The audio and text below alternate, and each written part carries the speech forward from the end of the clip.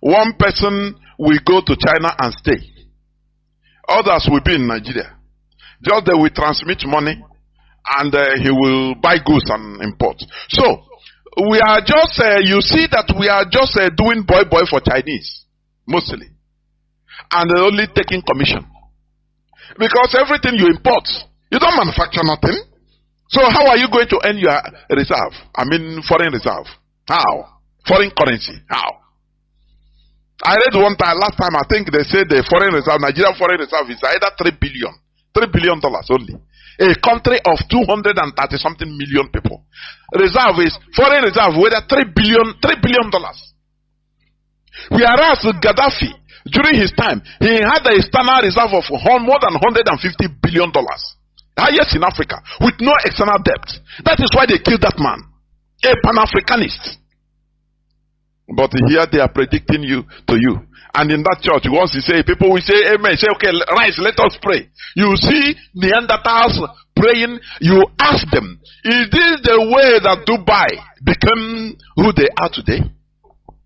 By just predicting and everybody clapping and shouting hallelujah. Now, before you know it, magic wand. Things change and the country, Naira started having value over dollar. Can you, even all this type of headlines, other nationals are reading it. It is highly shameful for this to make a headline in Nigeria. It is highly shameful. That is why Nigeria shame every one of us. A pastor predicting, Naira will be more than dollar. And everybody is reading it. You are shouting amen. Ordinary electricity you don't have. If you want to set up a factory in Nigeria today, you will budget for an electric generator. That will be either even more costly than the whole factory you are trying to set up. It will be engulfing a different money every day, fueling it to run your factory because there is no electricity. These people will not tell you that, look, at least we need electricity 24/7.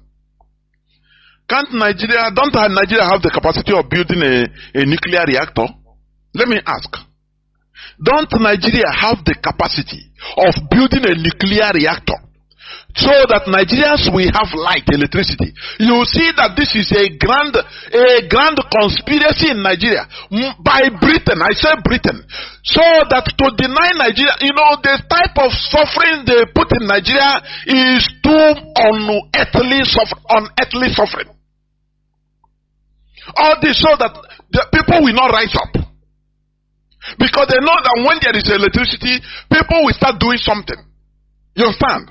There will be manufacturing, mostly by Biafrans. Igbo people will start making use of it. Instead of, in order to deal with Igbo people, they are suffering everybody. And no electricity. Everybody, you have the highest importers of electric generator is Nigeria in the world. And what all these politicians do, Britain encourages them, go outside, go Malaysia, go China, build a generator factory so that you'll be sending it to Nigeria. That is what they do. They are suffering people unnecessarily.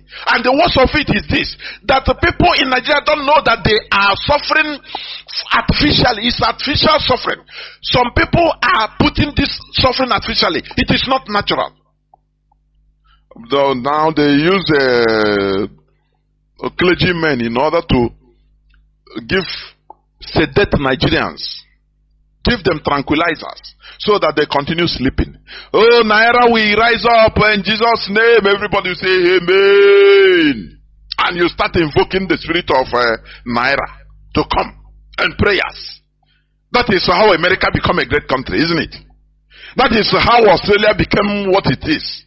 Is that the way China became what it is today?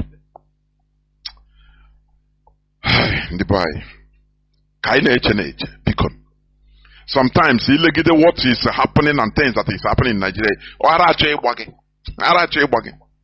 I don't blame one of our brothers. Yamegide program is one of the media warriors. Yamegide program like this, he will be the comic in order to laugh. Otherwise, I'm telling you honestly. Otherwise, you get heart attack immediately. Because the stupidity of Nigerians has no equality. I am telling you. Now people have said amen. Naira will be stronger than dollar. Soon. Said by who? By Redeem the Church Overseer at the Pastor Adebayo.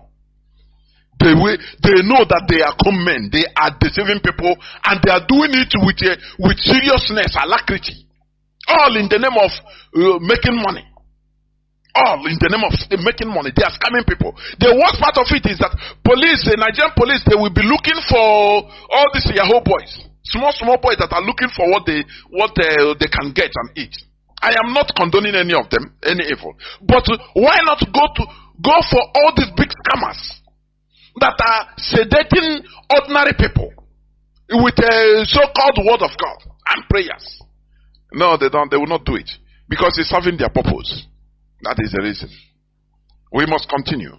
I will go straight to the topic of my submission, which is genuine Pan-Africanism.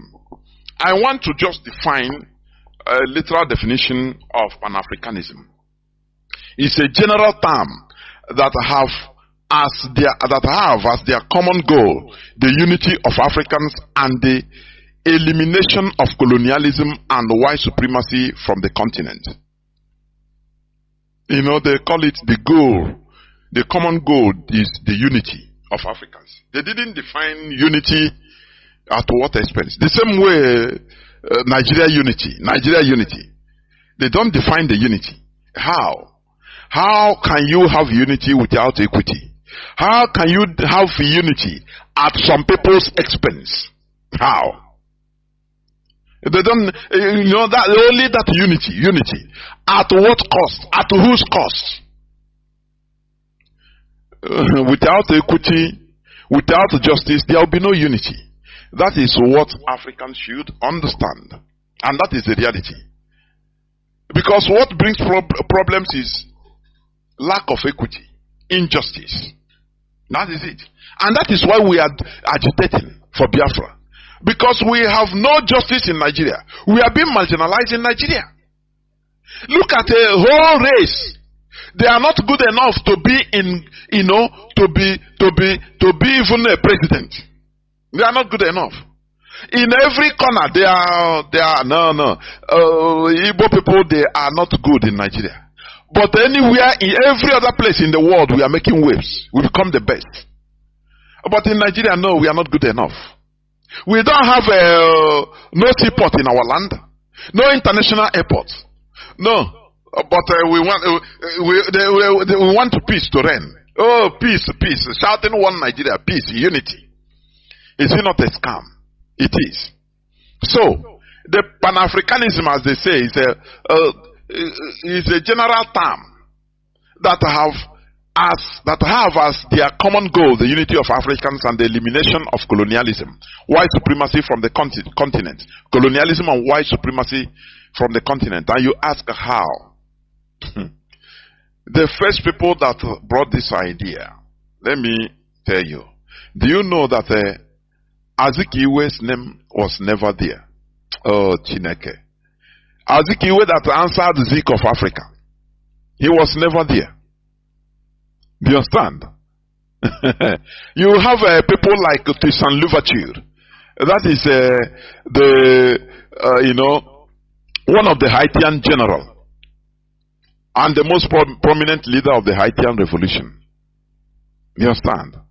As one of the pioneers of this Pan-Africanism ideology. Jean-Jacques Dessalines, also a Haitian revolutionist. Haile Selassie, Ethiopian, Emperor Haile Selassie, that gave rise to Rastafari when he traveled to Jamaica and made the famous, disco.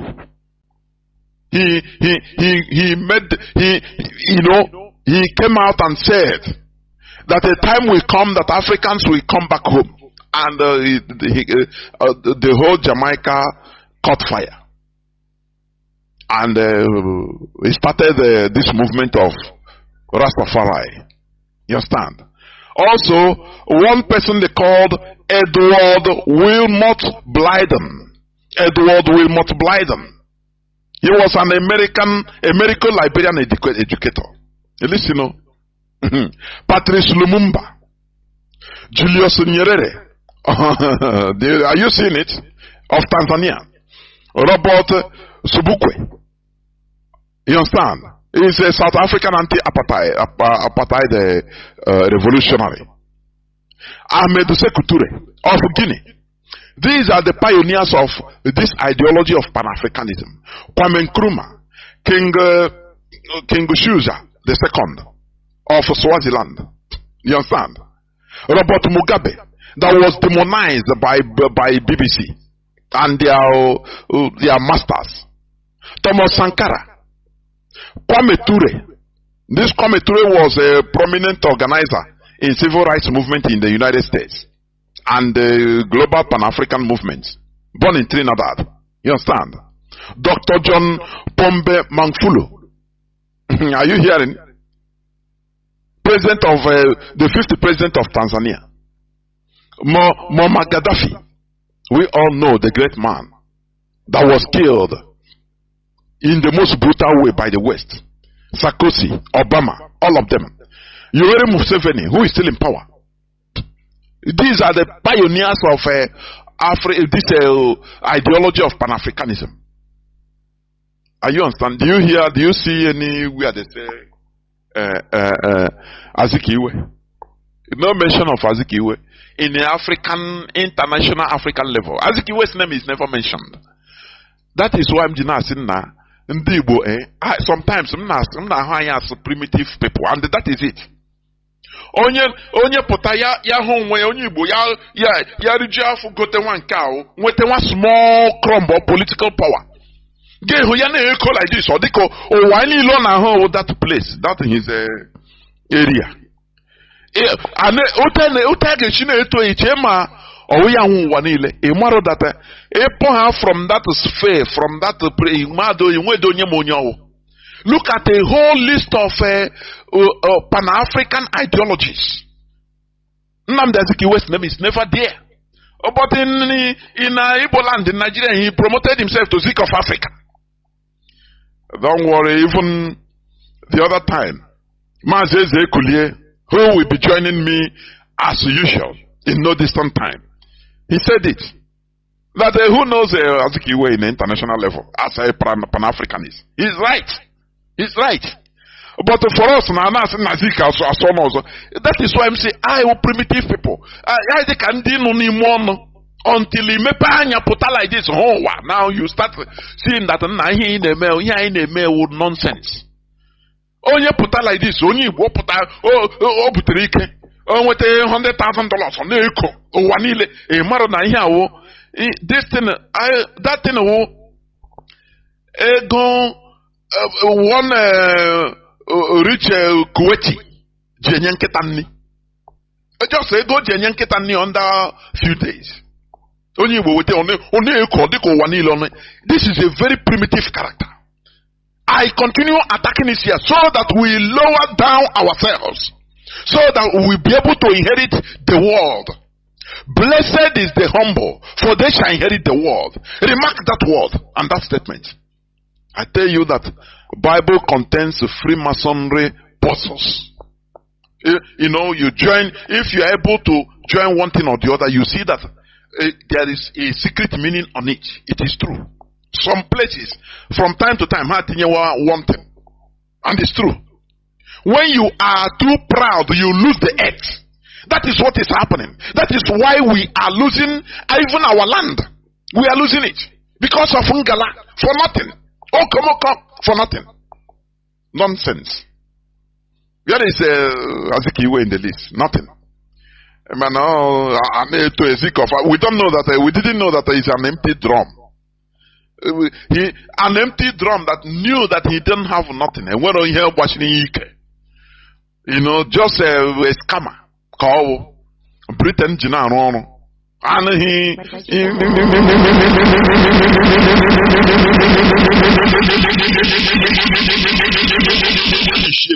I will need limousines to to be moving around so that my people will be seeing me as a big person. They say, no, you are looking for 2 limousines. Don't worry, we'll give you 5. Actually, limousine is British M16. If they are manipulating you, you will not even understand. But you cannot control the situation. You understand me? That is why today, what we are seeing in this struggle, I have come to understand that many of our people are being manipulated without knowing. Some of them they know, some of them they don't know. Because the West is nourishing that your selfishness. They nourish it. That is the work of the Secret Service. Look at how they are putting criminality. They want to use criminality in order to douse IPOB, the struggle, legitimate struggle we are doing. They put criminality. And the author of that criminality is joyously staying in his house, being used because of his personal interest, his selfish interest. Without thinking from time to time, you have to think as a human being, saying, nah, this road I'm going, how will history remember me? How can I be torturing our people that we are trying to save? It is the work of Western intelligence. They will be using you. Sometimes you might know, sometimes you will not know. You think that because they can use their agents, on the line, the third or fourth agent, in order to recruit you. And you feel that you are doing something. Living fine, you'll be living fine. Protection, they will tell you, don't worry, the government will not do you anything. Don't worry. You are invincible. Don't worry, you are doing everything. Hey! The government you are will protect you. Oh, Bina Zage, you continue doing what you are doing. You don't know that you are being used. Fine. Protection, they will tell you, don't worry, the government will not do you anything. Don't worry. You are invincible. Don't worry, you are doing everything. Hey! The government you are will protect you. Oh, Bina Zage, you continue doing what you are doing. You don't know that you are being used. Hey! The government you are will protect you. Oh, Bina Zage, you continue doing what you are doing. You don't know that you are being used.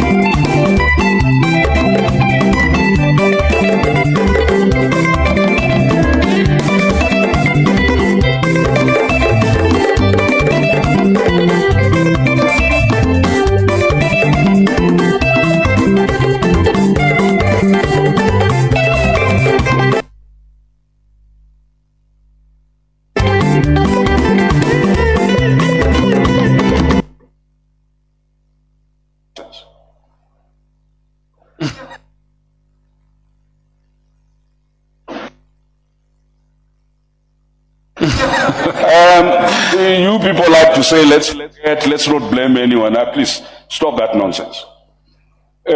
When the Holocaust happened against the Jews, it was 1940s, 45. Not a single African country other than Ethiopia and those who had not been colonized was free. The first African country got independent 1957. There is not a single Jewish person who will allow you to forget the Holocaust.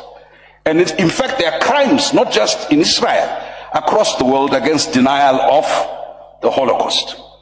US foreign policy, Israeli foreign policy is very key. It's a central issue. Africans, for some reason, must forget something that happened 50 years ago, if you are Zimbabwe 80 years ago. Listen, we must always remind our friends from Europe and elsewhere that slavery was a crime against humanity, as is colonialism and neo-colonialism. That killing Sankara in 1984 because you are opposed to communism and plunging his country into chaos that you are now trying to solve as a problem of poor governance is a shared responsibility. So we will take responsibility for our nakedness, but for goodness sake, a naked emperor cannot lecture us about how to be clothed. Pan-Africanism is not a theory.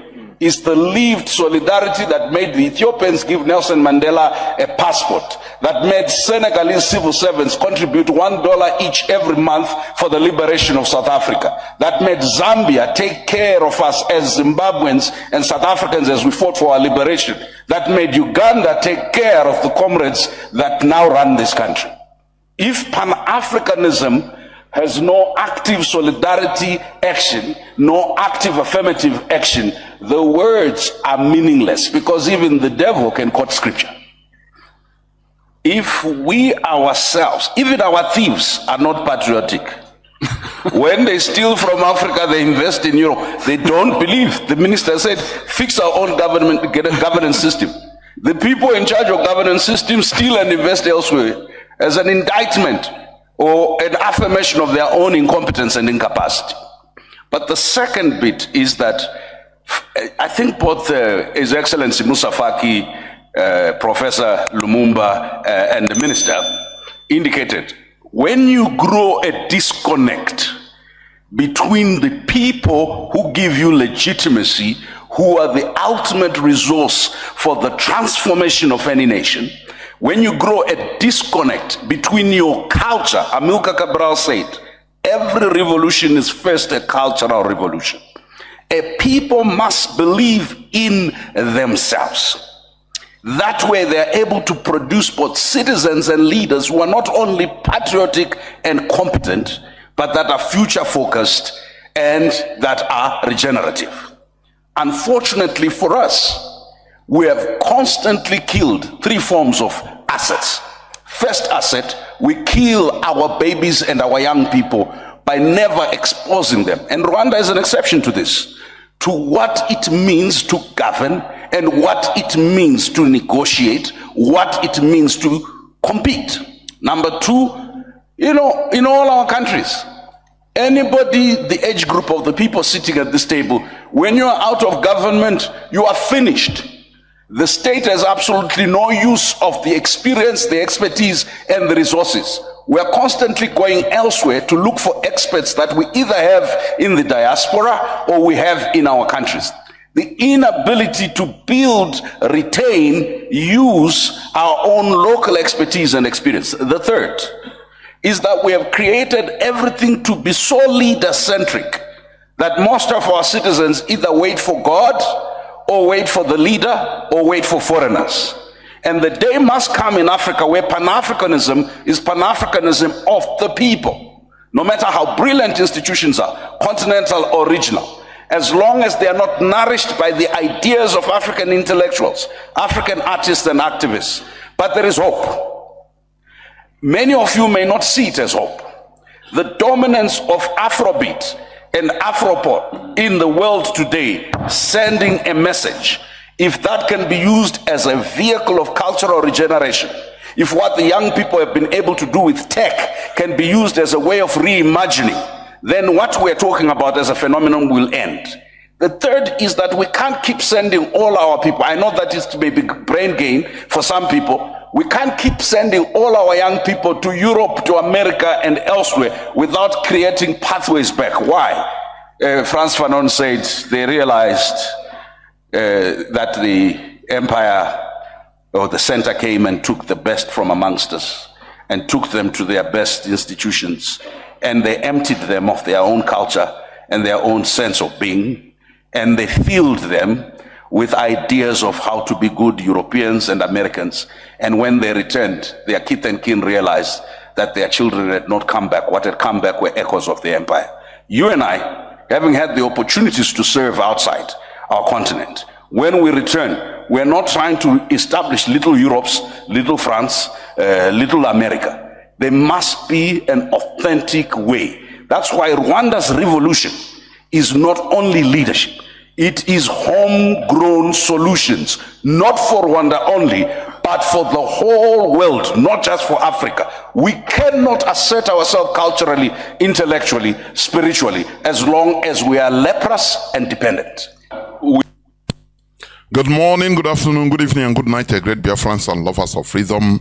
This is Radio Biafra HAUSA-SERVICE coming to you through Radio Biafra London. My name remains Mazi Chinedu from Olu province of Biafra London. We are here live and direct. Today is the 17th day of November 2023. Tata Bobo Turie. I welcome each and every one of you to welcome your friends and well-wishers. Even do not deny your enemies listening to this hallowed platform. Do not deny them. Your enmity with them should be apart. Once it comes to the spreading of the awakening, the enlightenment, through Radio Biafra London, please invite your friends and your enemies. Do not deny them. Because when your enemies fail to listen to this hallowed platform, they can find it difficult in order to join in this era of awakening. And also, it might affect you indirectly another day. Therefore, this Radio Biafra London is the voice of liberation, a revolutionary radio instituted by Mazi Nnamdi Kanu, who is the supreme leader of the indigenous people of Biafra, but still in the enemy dungeon. In the Nigerian DSS, Nigerian Secret Police, solitary confinement, illegally. Because Mazi Nnamdi Kanu was renditioned from Kenya down to Nigeria with the explicit backing of the British government. Explicit backing of the British government, who Mazi Nnamdi Kanu is also holding their passport as a British national, a naturalized national, but they failed to protect him. They failed to give him his right. Instead, they planned and renditioned him from Kenya down to Nigeria in 2021, going to 3 years now, 2 years plus.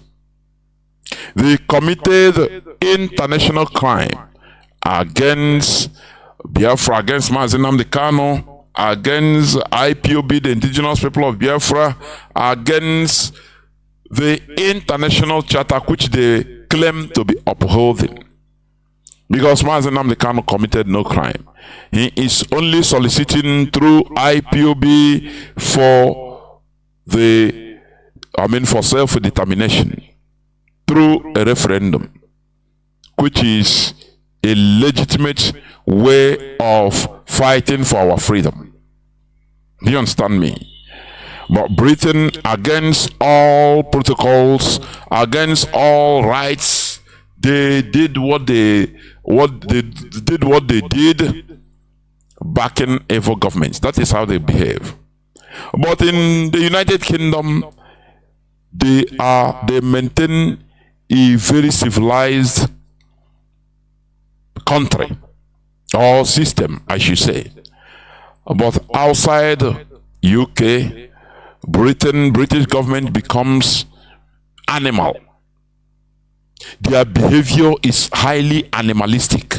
Once it's outside the United Kingdom, they steal, they loot, they cause confusions, they massacre, they commit genocides, they poison, they commit every type of atrocities outside the United Kingdom in order to make sure that their citizens, they are okay. But they are the people that we continue lecturing the world about the rule of law, respect for the rule of law. All these are nonsense, garbage. Do you understand? Mazi Nnamdi Kanu is a case study. Remember that British governments protected the criminal in the name of Omar Diko in the 1980s, either 83 or 84. When the then Nigerian head of state, who is also Buhari, as a military head of state, tried to rendition him from Britain without going through the extradition process. But the people they were caught in Britain and they suffered it. That also led to Britain having diplomatic rules for many years with Nigeria. And they jailed the people that they caught responsible. But today they commit this worst crime even, because they rendition Mazi Nnamdi Kanu, a British passport holder, to Nigeria. Remember that Omar Diko was never a British national, he was never a British citizen, but he steal money and pack it down to Britain. So Britain protects a criminal. That is who they are. We know them. As Mazi Nnamdi Kanu has been saying, we will defeat Britain with superior argument. We shall defeat Britain with superior argument. We wear them down with superior argument, and they will hands down. There is no way lies and evil will last forever. It doesn't matter how long it takes. Lies will never stand the test of time. Our eyes are now opening to the reality facing us. Therefore, that is why we will double our effort in making sure that Biafra is restored. Because that is our destiny. Biafra is who we are. Mazi Nnamdi Kanu, remember, he was on the 13th day of October 2022. He was discharged and acquitted by the Nigerian Appeal Court. Remember. But Nigerian government being a banana republic, they disobeyed the court order, they flouted it, and they said no, because they have the power. You know what I said yesterday, the day before yesterday, about the court judgment, the Supreme Court judgment that is against the British government, that they should never send any asylum seeker down to Rwanda. And they have to abide by the rule of law, because that is it. The British government has the power in order to do what they want. The judges that pronounce that, they have authority only in their court, nothing more. They don't have access to fighter jets. They don't have access to military or so. No, or police. No. But their word is their bond. That is how you know a civilized system. Respect to the rule of law. Respect to rules and regulations. Abiding by the court judgment, even if it is against you. That is how a responsible government or a civilized system behaves. But Nigeria being an anarchous, very huge jungle that does not obey the rule of law. I will show you today where Nigerian policemen and immigration officers clash, exchange of fire. The same country, Nigerian policemen and Nigerian immigration officers clash, exchange fire in Borno over ownership of outposts. How do you think that this type of country will ever progress? We are institutions serving the same country, so-called, serving the same system, but that but they kill themselves. Now, these are people that maintain the rule, that should be maintaining the rule of law on the people.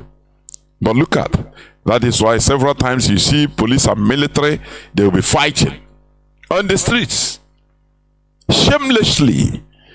How do you think that we should continue being in a place like this, a jungle where there is no rule of law? Have you asked yourself, why is it that you see policemen and military that are protecting ordinary individuals? You go, you hire 2, 3, 4, 5, it depends on your money, policemen or military officers, and they will carry gun, be following you. That is how bad it is in Nigeria. They will carry gun and be following you, and be protecting you, and you'll be paying them. That is how bad it is in Nigeria. For you that is listening to me, maybe you never been to Nigeria, you don't know Nigeria. That is how, although people are seeing how Nigeria behaves now on social media. You go to Nigeria, you hire your own Nigerian police or military with big guns. As long as you can pay 1 month or 2 months or 1 year, 2 years, it doesn't matter. You pay, and they will be protecting you.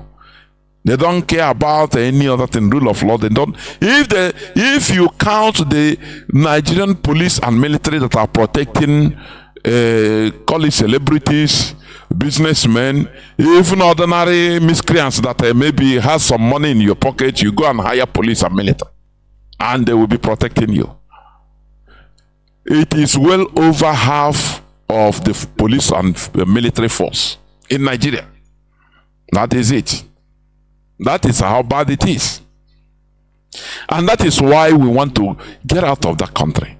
A country that is only anarchy. They don't obey the rule of law. They don't even respect their own court judgment. How do you think that kind of country will progress? It is impossible. But we are making it to be absolutely clear that we are demanding for the release of Mazi Nnamdi Kanu, and it must be so. Mazi Nnamdi Kanu committed no crime. He committed no crime. He shouldn't be there. Our quest is for the restoration of Biafra through a referendum, plebiscite. Through we are self-determining ourselves. Self-determination is never a crime. Mazi Nnamdi Kanu said that he's going to defeat Nigeria in their own court, and he did it. That is it. Therefore, on the 15th of December, we are waiting for nothing other than the confirmation of the Nigeria Appeal Court, discharged and acquitted. That is it. Because Mazi Nnamdi Kanu is illegally detained in Nigeria. He was renditioned, remember, which is number one illegality. Nigeria scored an offside goal, and there is no way, it doesn't matter how they interpret it, there is no way an offside goal will be a goal, will be counted as a goal. It's impossible. It's impossible. Therefore, we must continue doing what we are doing, doubling, quadrupling our efforts. It doesn't matter the fight of the enemy, the detractors, but we must continue. Therefore, once again, I welcome each and every one of you to welcome your friends, and we shall start Abobochi Orie, being the 17th day of November 2023. Draw nearer to your listening devices. Our radio is now in Ebony, speaking in Ebony, our FM 102.1. In many other places of Biafra land, you can hear our voice. And do not forget that tomorrow is the fundraising day.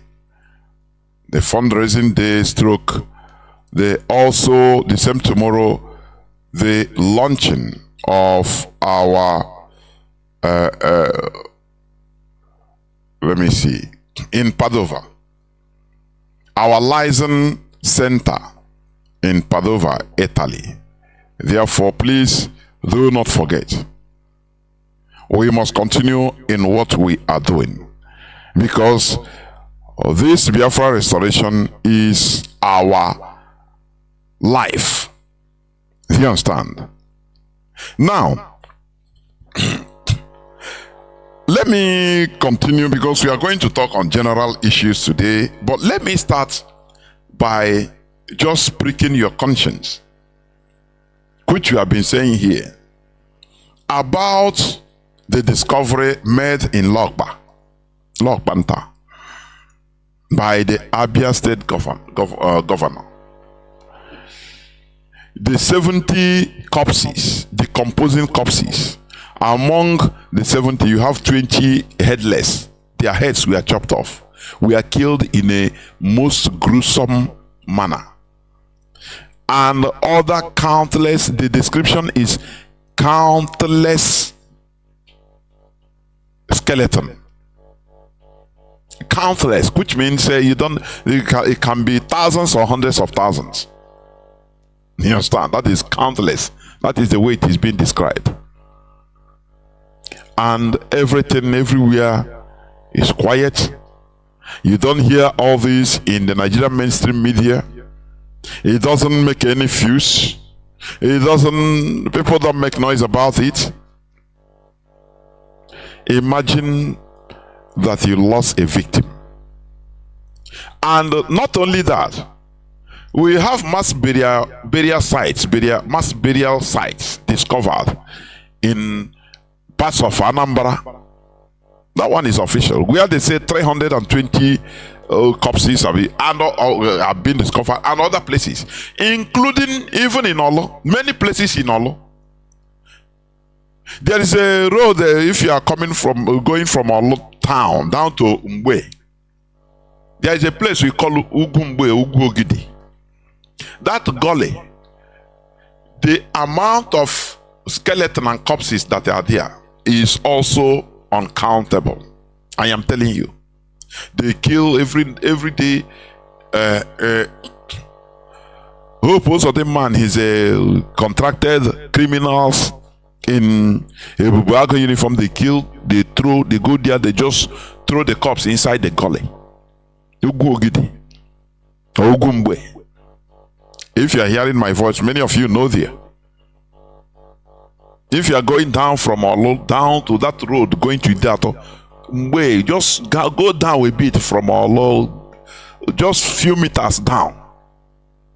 You will check by your right if you are going inside that gully. That is how bad it is. And other places in Imo, in Anambra, many other places. Now you ask yourself, why is this not making ricocheting? Why there is no noise about all these things? Because many of our people have been committed to reprobate mind. We no longer value our own lives. Instead, we go to faraway places in order to talk about what is happening in the faraway Middle East, where they are settling their own problems. Instead, their life matters more than our own. To us, check that thing or the mama. I want you just go down and think about it. People are being slaughtered in the most gruesome manner in our land. Do you know they cry? Somebody that is alive and they are beheading him or her. He is begging, crying until he's, just imagine. I want you to, as I'm talking, you imagine the pain.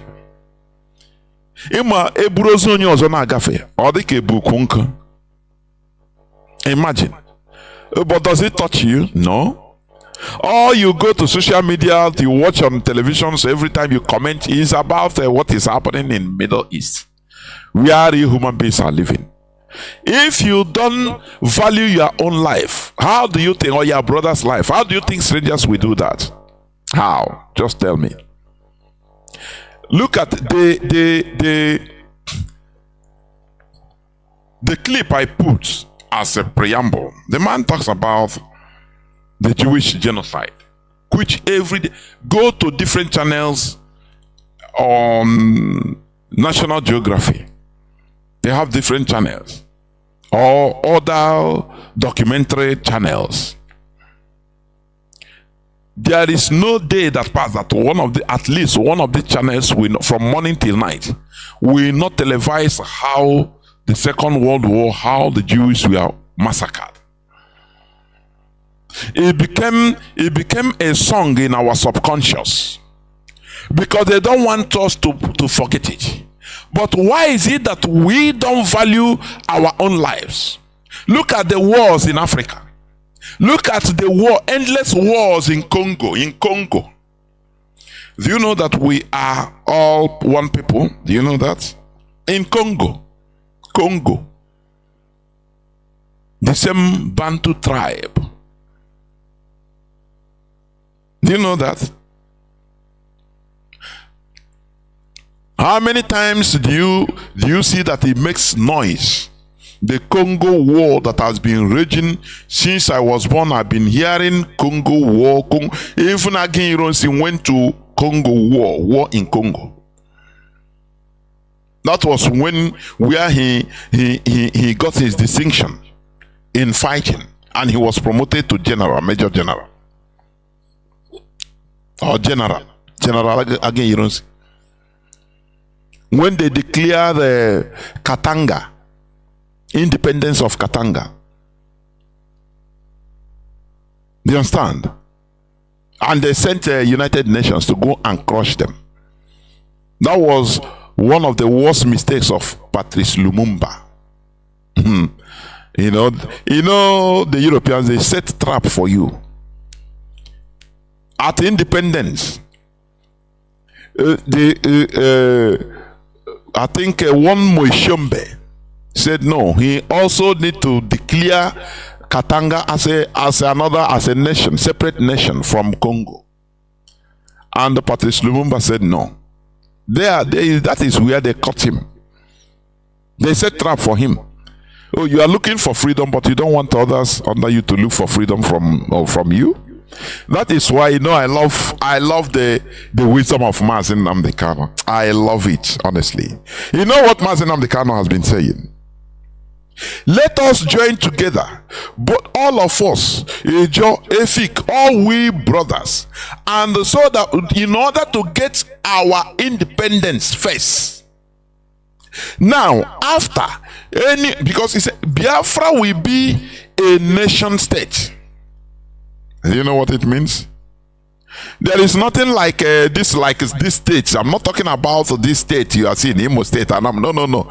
Everything will be abolished. We will go with our original identity. Igbo nation under Biafra. Ijo nation under Biafra.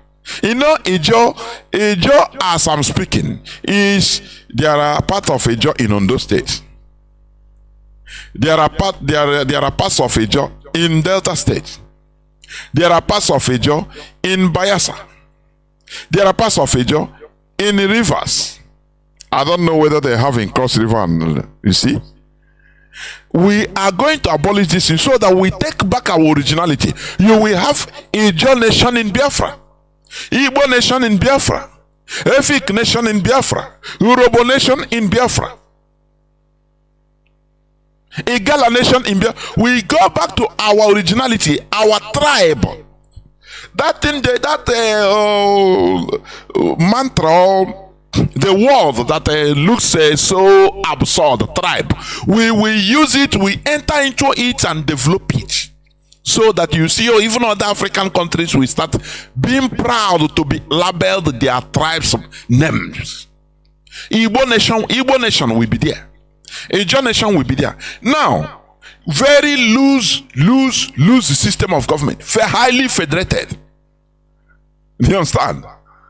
So that any nation, just like Switzerland, any nation that tomorrow wants to opt out of Biafra, say they want to be their own country in total, separate nation, the only thing we should do, one useless politician will not come and say, no, it is us to decide for everybody. No. There will be a referendum for them. so that each and every one of them will speak through plebiscite. Once majority of them say they want to go as a nation, Mazi, you know Mazi Nnamdi Kanu, what he said? He said we will organize a feast, send off party. We will organize a you know, we dance and make merry that one of our brothers wants to stay alone as a separate nation, and we wish them good luck. Good friends we are, brothers we are, the same thing. When that happened in Congo the first time, Moise Tshombe, he declared independence of Katanga, and Patrice Lumumba said no. Two of them lobbied for United Nations to their side until Belgium, America helped, so that they brought United Nations forces led by, I think, Nigerian contingent, or if not the United Nations contingent, led by Ironsi. You understand? Under Congo, Zaire, as of that time, and they fought to crush Katanga. You understand? You know, sometimes the Europeans, they will help you to kill you. They will bring you help to you in order to kill you. That help they bring, they are with you, but they will use it against you tomorrow. You understand? It makes me, when I watch the pronouncement of a Jewish man against South Africans, which are also, you know, in response to their stance on Palestine-Israeli crisis. The man is on the social media. The man called the South Africans, he called black people worthless barbarians. Are you hearing me? He called the black people worthless barbarians that are not productive, that cannot build even anything, even a bridge they cannot build. A boss. You know what I got there? All this, oh, come, let us build for you, let us build. When time comes, anytime they want to yab you, they yab you that you are not intelligent, you are not productive, and it disqualified you. The man said that's why black race is the lowest of all human beings everywhere in the world. Go and check it. It's on even Mazi Sanworu's timeline. Scroll it down, you see it. You see that the year boss that we are unproductive, which means we are lower human beings. Are you going to doubt it? When look at the other day, I read the news here.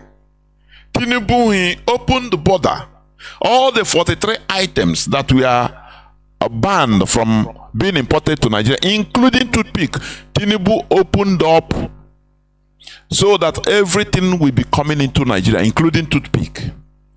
And the IMF, International Monetary Fund, applauded him for taking that decision to open borders, so import. Oh, you individuals, go and make money. Go China. They encourage you to be more stupid, to be more idiotic, more lazy in having shortcuts, making your individual money at the expense of the collectivity. But when they will yab you, they remind you that you are not productive, you are useless. Because why? The difference between human beings and other animals is our ability, the ability of humans to create, to be productive. I don't know. What differentiates us from goats, animals, other animals, lion, chimpanzee, is our ability as human beings to create. We are the only sapiens, beings, animals that are able to convert our language into technology. That is it. But when it comes to human being, we Africans are being helped to be lazy. We are being subdued through the system imposed on us in order to be dependent, like Atono, which the Bible call you. I'm not among. The Lord is your shepherd, you shall not want. Why would you want when you depend on China for toothpick as a sheep? That's why the man, go there, you see it. He's on Mazi Facebook timeline. Scroll down, you will see. The man abused the black race. He's a Jewish man. He say you people you are unproductive in this world. That's why you are the lowest cadre of humanity. But when you are importing from China, importing from Turkey, you are making money, you are happy. You don't know that you are proving to be the lowest of the low. You understand? That's why IMF applauded Tinubu for making Nigerians more lazy. Instead of going through, do you know that the hardest thing on earth is creativity, production, fabrication? That is it. If you don't have patience, you cannot do it. I used to say this: the aeroplane, if you enter aeroplane, I want to ride the first class. You have paper money, you go and pay first class, and now you stay there, you command. Or if you are economy class, you relax, commanding. A flight attendant, I need this, give me this wine, give me this. You are commanding. You put in options. You choose any option you want. Do you know what it took the pioneers of aviation to reach where they are today? Where we are today in aviation? Do you know that? Do you know? No. What you are seeing is a result. That is why black race, we have been relegated to looking for shortcuts. And this shortcut is negatively affecting our lives. That is why mostly we Igbo people, we Biafrans, many of us want shortcuts in everything we are doing. That is why even in this struggle, you see many people that fall out because they want shortcuts. They saw somebody that is doing cinema on the social media. Oh, now, hey, this is now they pursue him. Now we don't know what the idiot is doing. They are no more active. No. They want to shortcut. But let me tell you, there is no shortcuts to freedom. You must pass through that.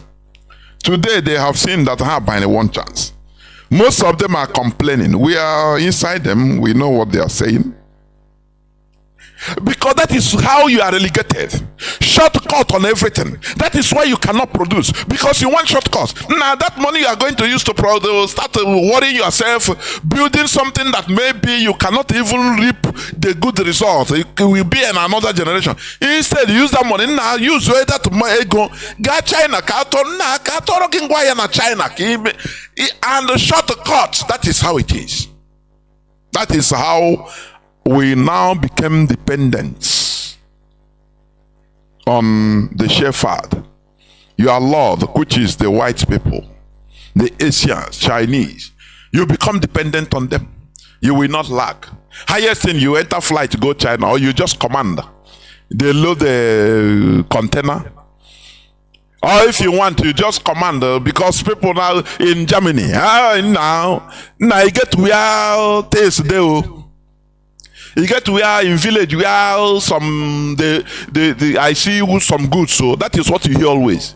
Some goods, then I send money, make I load everything now. Before other people, they load rubbish that others rejected and put inside container. Very easy, and you pay, and the people they are laughing us. You make money. You send the container to you. Now they clear container. Very easy. Shortcut. Let me tell you, there is no shortcut. There is no shortcut to progress. You must pass through that, very tedious journey of productivity. It's a very tedious journey. The first aircraft that was able to fly, I think 52 seconds by the Wright brothers, I think 1903. It was made of carton, paper, carton. That was the first manned flight recorded to fly for 52 seconds. The height is not up to 3 meters or 4 meters. Flying 52 seconds. They didn't stop there because the journey is tedious. When you see, aircraft like Concorde,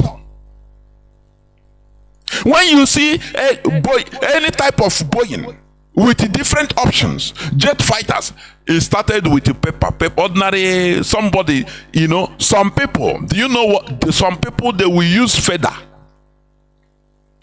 gum themselves at the back, and from a cliff they will spread like bed, and thinking that all this, in order to struggle to fly, they will crash and die.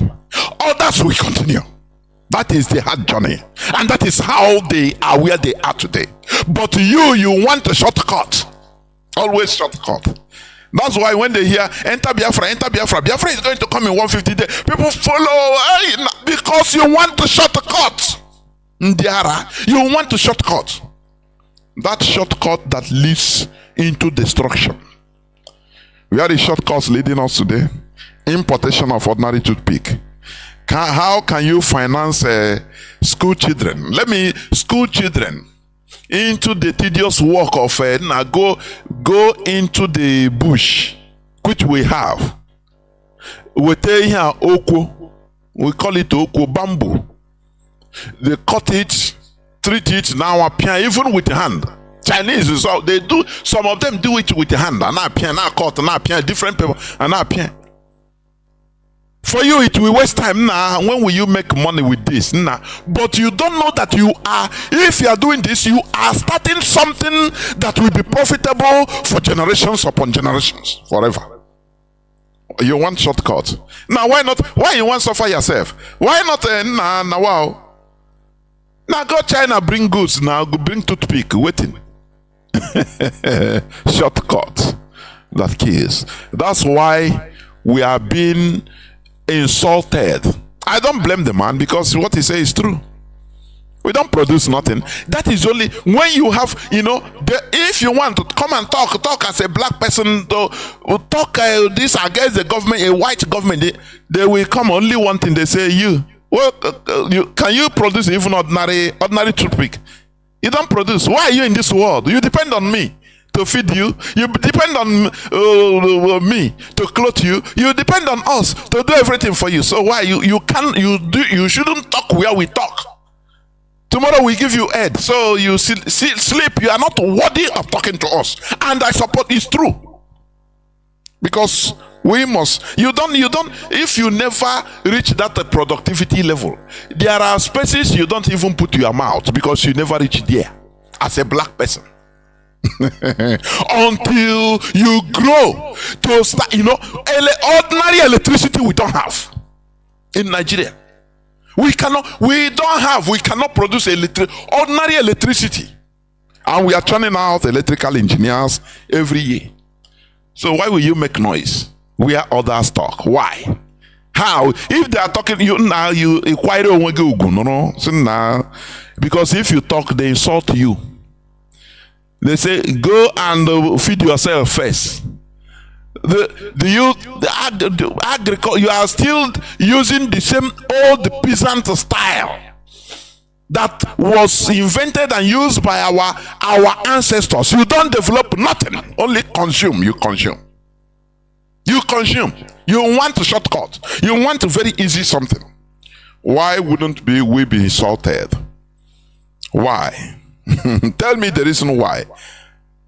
All you want to do is to go to a place that is already developed, and you will be there sending photo that look at it here, they have lights. Look at the shortcut developed, already made. Why shouldn't we be ashamed, for goodness sake? Why shouldn't we be ashamed? That is why we are clamoring to restore our nation where we will work hard. We shall suffer it, yes. But it will end up in glory for generations upon generations coming. That is what we are trying to build. Not dependent on people.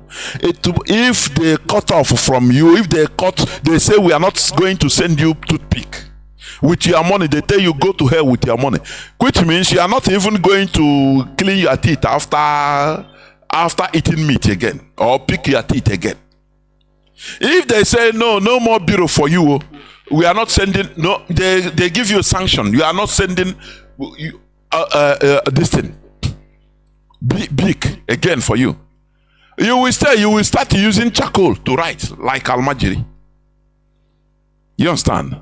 Do you know the reason why they talk about Abacha loot? Let me tell you.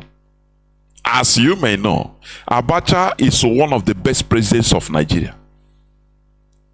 I can authoritatively tell you, once you see the West demonize somebody, know that that person has a quality. There is something. You know, during the Abacha time, because of the challenges, what he wants to do, the reformations he tried to do, he underwent sanction. Do you know that? I hope you know that. Prior to that sanction, Abacha called the stakeholders, other politicians and stakeholders in Nigeria and said, look, these people, the West is pursuing us. They are going to sanction us. So for us to be safe, we need to remove our Nigerian money and hide it in some places outside. So that once they sanction us, all those things we used to buy, we used to do with money, they will not know. We will be doing it, importing things that we need. And all of them agreed. That was when Abacha started taking the Nigerian money outside. The billions you are hearing he took all these things. They say from time to time they say 150 million Abacha loot. Money Abacha took out from Nigeria is more than $100 billion. You understand? This they are mischievous. Now, when this thing was done and the money now he meant good. He did it not on his own decision only. He collected people and they agreed. You know, when something backfire and Abacha is no more there, no person talks for him. He is no more there. Now everybody turn. Oh, he is a criminal. Oh, he is this and that. BBC come bring the thing, add the voice. CNN is Abacha. Now the money they are bringing is just a fraction of what was taken out. A fraction. Oh, I'm telling you. That is why we are the most wretched of the earth. The most wretched of the earth we are. Because we are stupid. I am telling you. You see, many of all these politicians you are seeing today, all the politicians, they know this and they will not talk. Because the West felt that Abacha, they labeled him a fascist. A fascist. Which he is not. Because any person that is trying to protect his own land, to work for his people, the West will label you evil, as they labeled Idi Amin. Don't you see how they killed former Hugo Chavez, former Venezuelan president Hugo Chavez? Don't you see how they slaughtered him, how they poisoned him quietly, and he died? Because Hugo Chavez, if not he's an indigenous American tribe. He came from a poor family. He rose up from a poor family. He was a shoe shiner. He shined shoe as a child. And he rose up through labor union in Venezuela. He suffered and he understood what is suffering. He understood what the people are suffering. Now, anything that is the Western Hemisphere, how do you call it, with the Americas? United States is because it's an agreement. They say they are in charge So when they approach him, when he became the president, for him to do their biddings, to serve their wish, Hugo Chavez refused. That was his problem with George Bush. That was why Hugo Chavez hated America. He hated America with all his might. He started working for his people, building infrastructures in Venezuela for his people, for the people. And America, they don't like it. Why should you work for your people?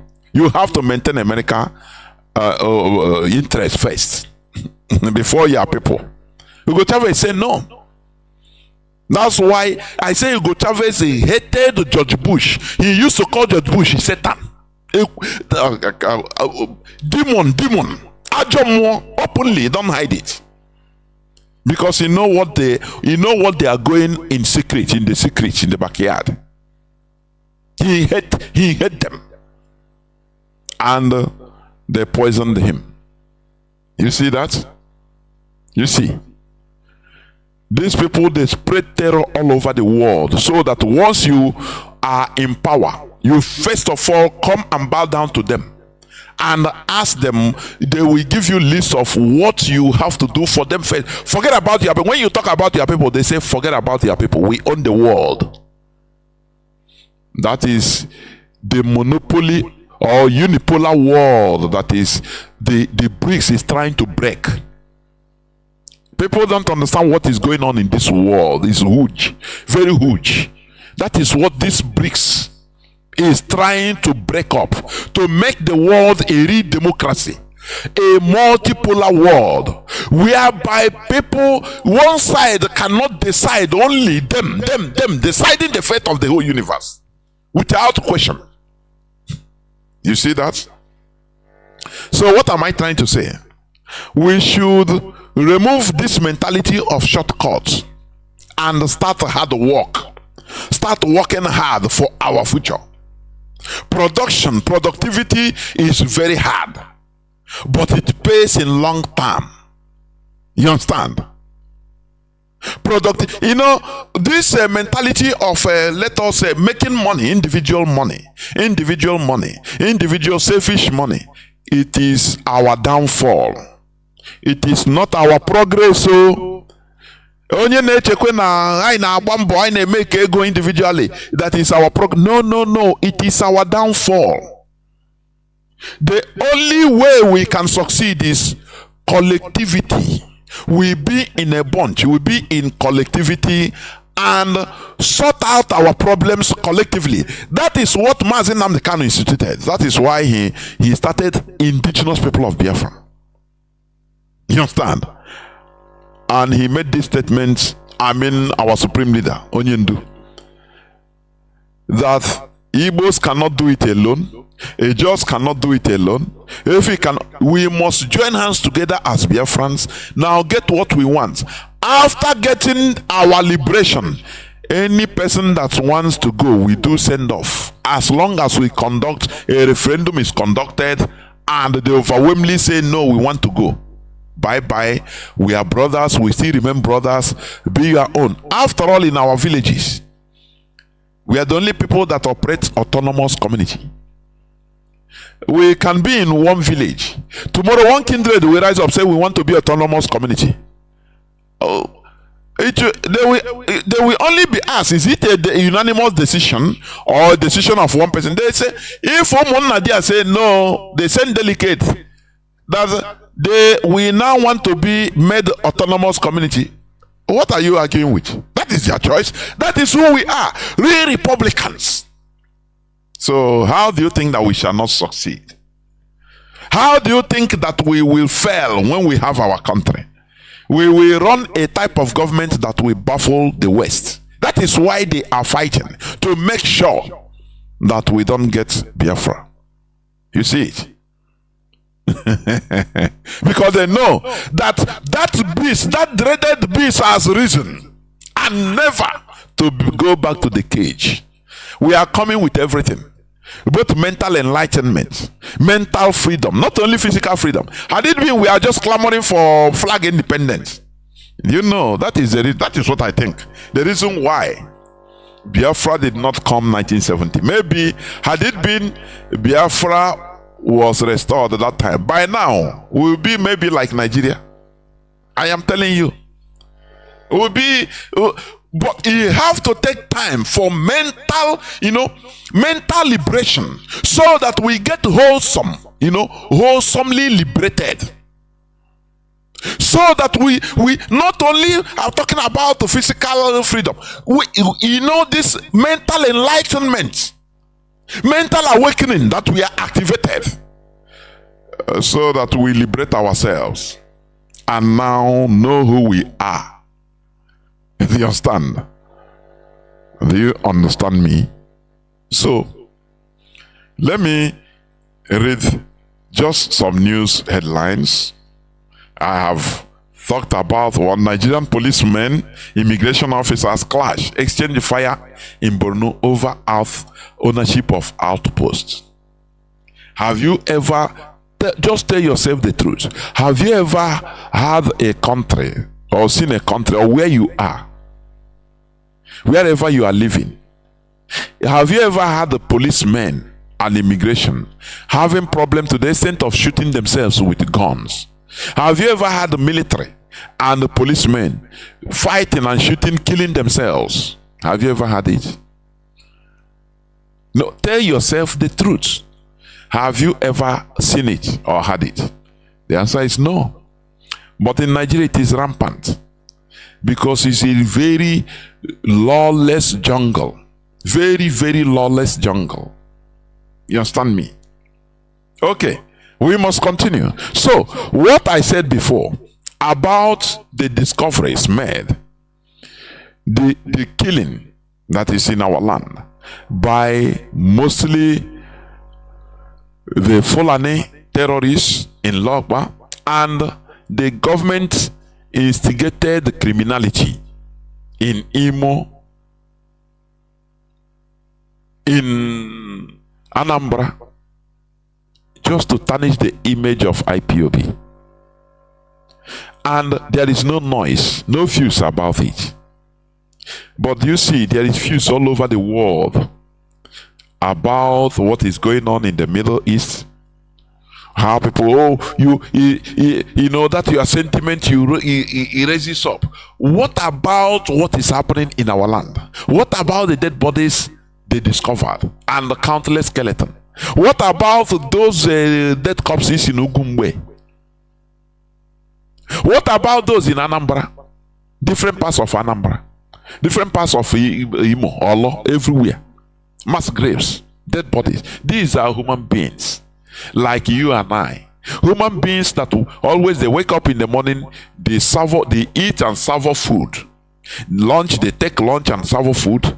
They make, a proposal or plan of tomorrow. They have feelings like you and I.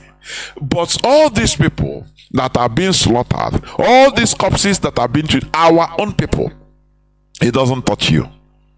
They don't touch your sentiment at all. Do you see? But what prickles your mind is what is happening in far away. People that don't regard us as anything. People that call us that we are barbarians. That is what matters to you. Are you now seeing that you yourself, you relegate yourself to the lowest as a slave? Don't you see that? During when this is it Mayweather, what is the name of this guy that was I can't breathe,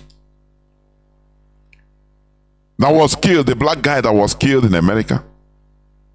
Protests went viral even to Nigeria, in Lagos, I think, or Abacha.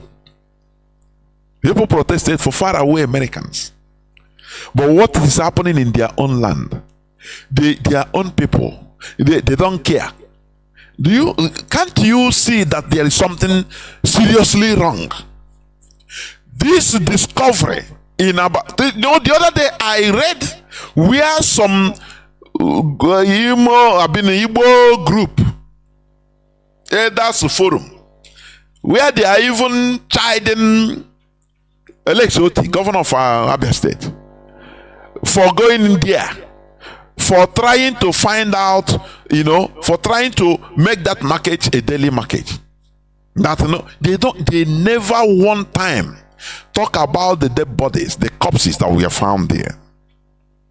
And all these things keeps me thinking, what type of people are we? Why do we reject and hate ourselves in this manner? Unconsciously. Because you might be saying, no, you don't hate. I say, unconsciously we hate ourselves. Because if not, we will be taking care of what is happening in our land. The dead bodies, people will be shouting for, justice for these dead bodies and their relatives. They will painstakingly be, trying to identify those dead bodies. The other day I was watching, I saw even archaeologists were hired. Renowned archaeologists were hired by the Israeli government in order to come to identify. They were sieving the land where Hamas massacred the Israelis. They were sieving.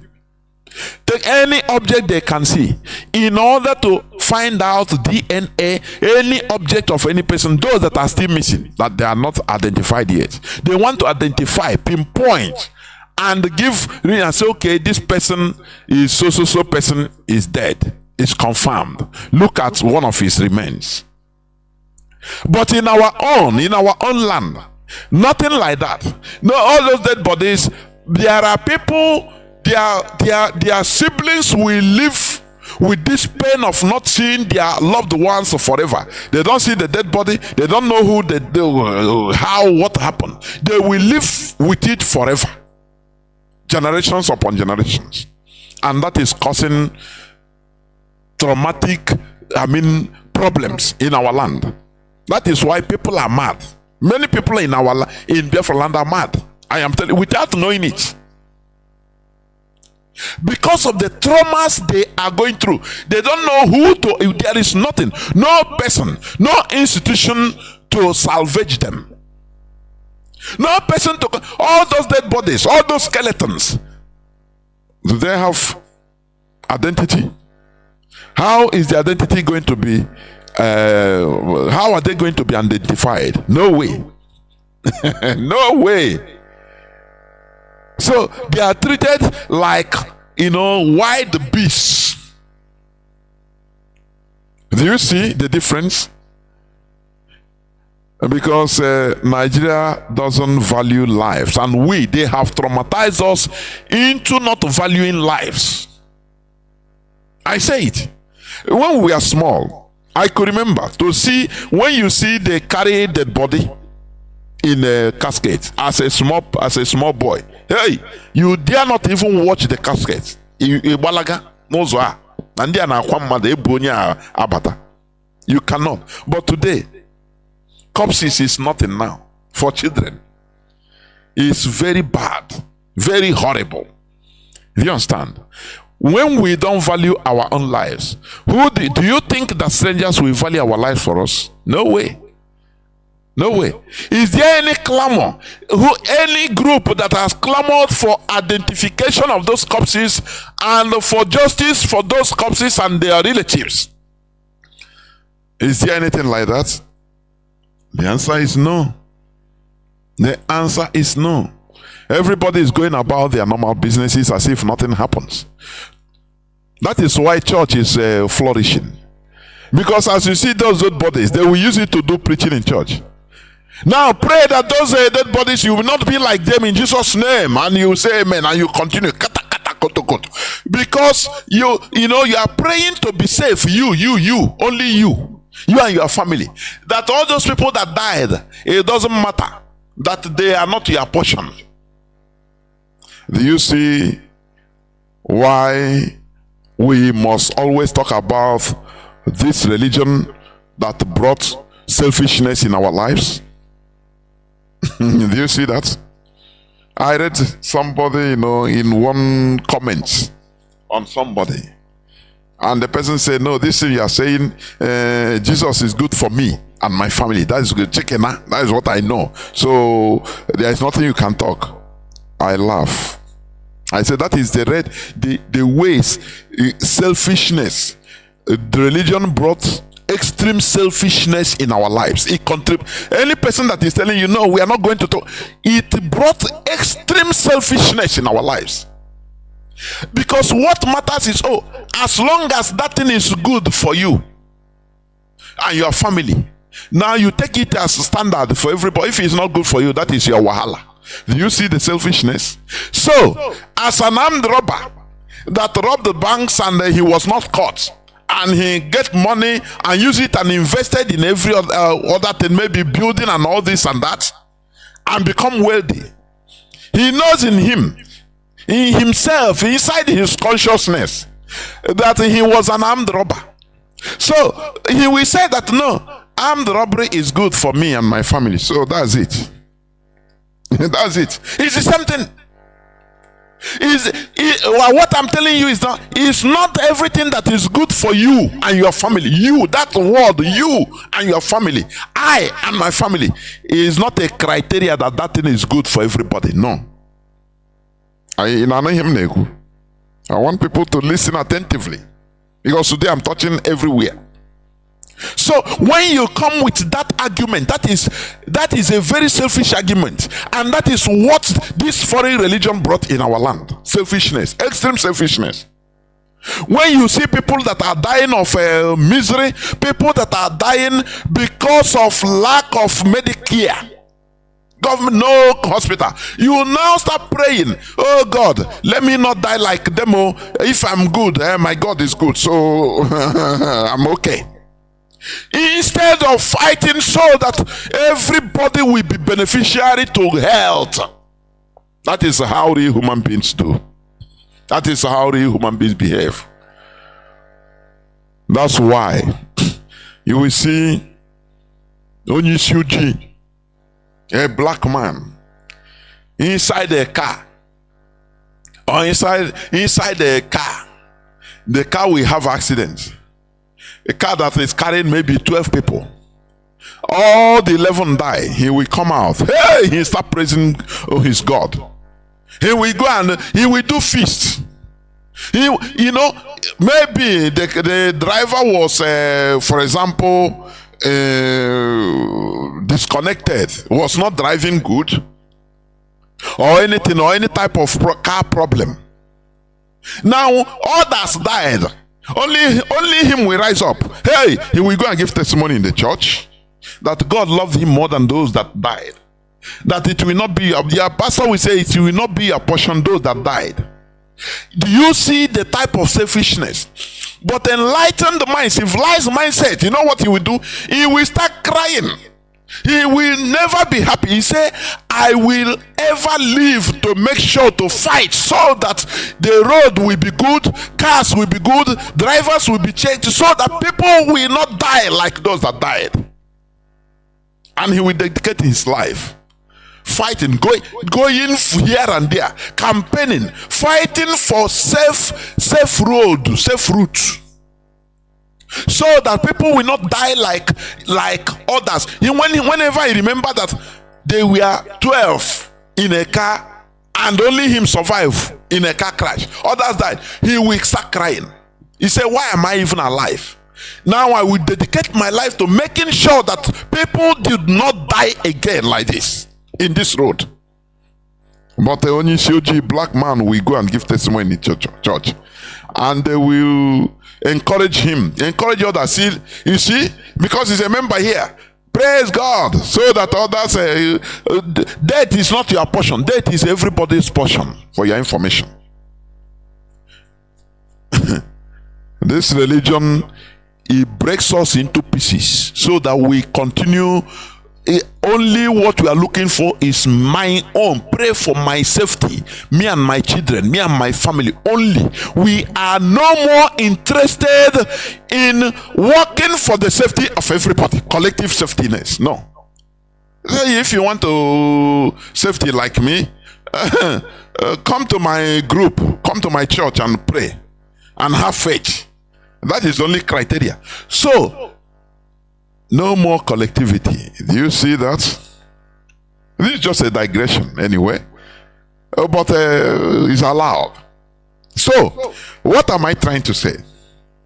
Collectivity is the key. is the key.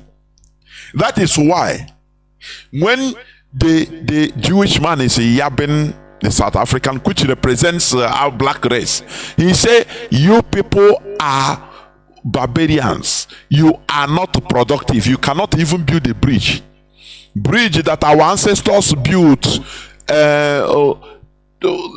7,000 years back. That we are now lazy, that we cannot even build a bridge, that we import toothpick, we import everything. The clothes you are wearing, just go, if you are in the zoo, just enter into your parlor in your house, check the whole gadgets from paper or everything. How many of those things are manufactured in Nigeria? Check as you are listening to me, from the phone you are using, the clothes you are using, you are wearing, the pants you are wearing, the glasses you are wearing, the cap you are wearing, the half shimi you are wearing as a lady, everything, your shoe, how many of them are manufactured in Nigeria? How many? There you know that we are Aigurago. It is only Biafra that will save us, so that we start it in a hard way. Some people think that, oh, once Biafra comes, it will be a bed of roses. Yes, it will be in a hard way. Mazi Nnamdi Kanu say we build Biafra day and night for 75 years non-stop, day and night. People will work. We will change our mentality. This lazy mentality of not working, a shortcut. There is no shortcut. If you look for shortcut, the only thing is that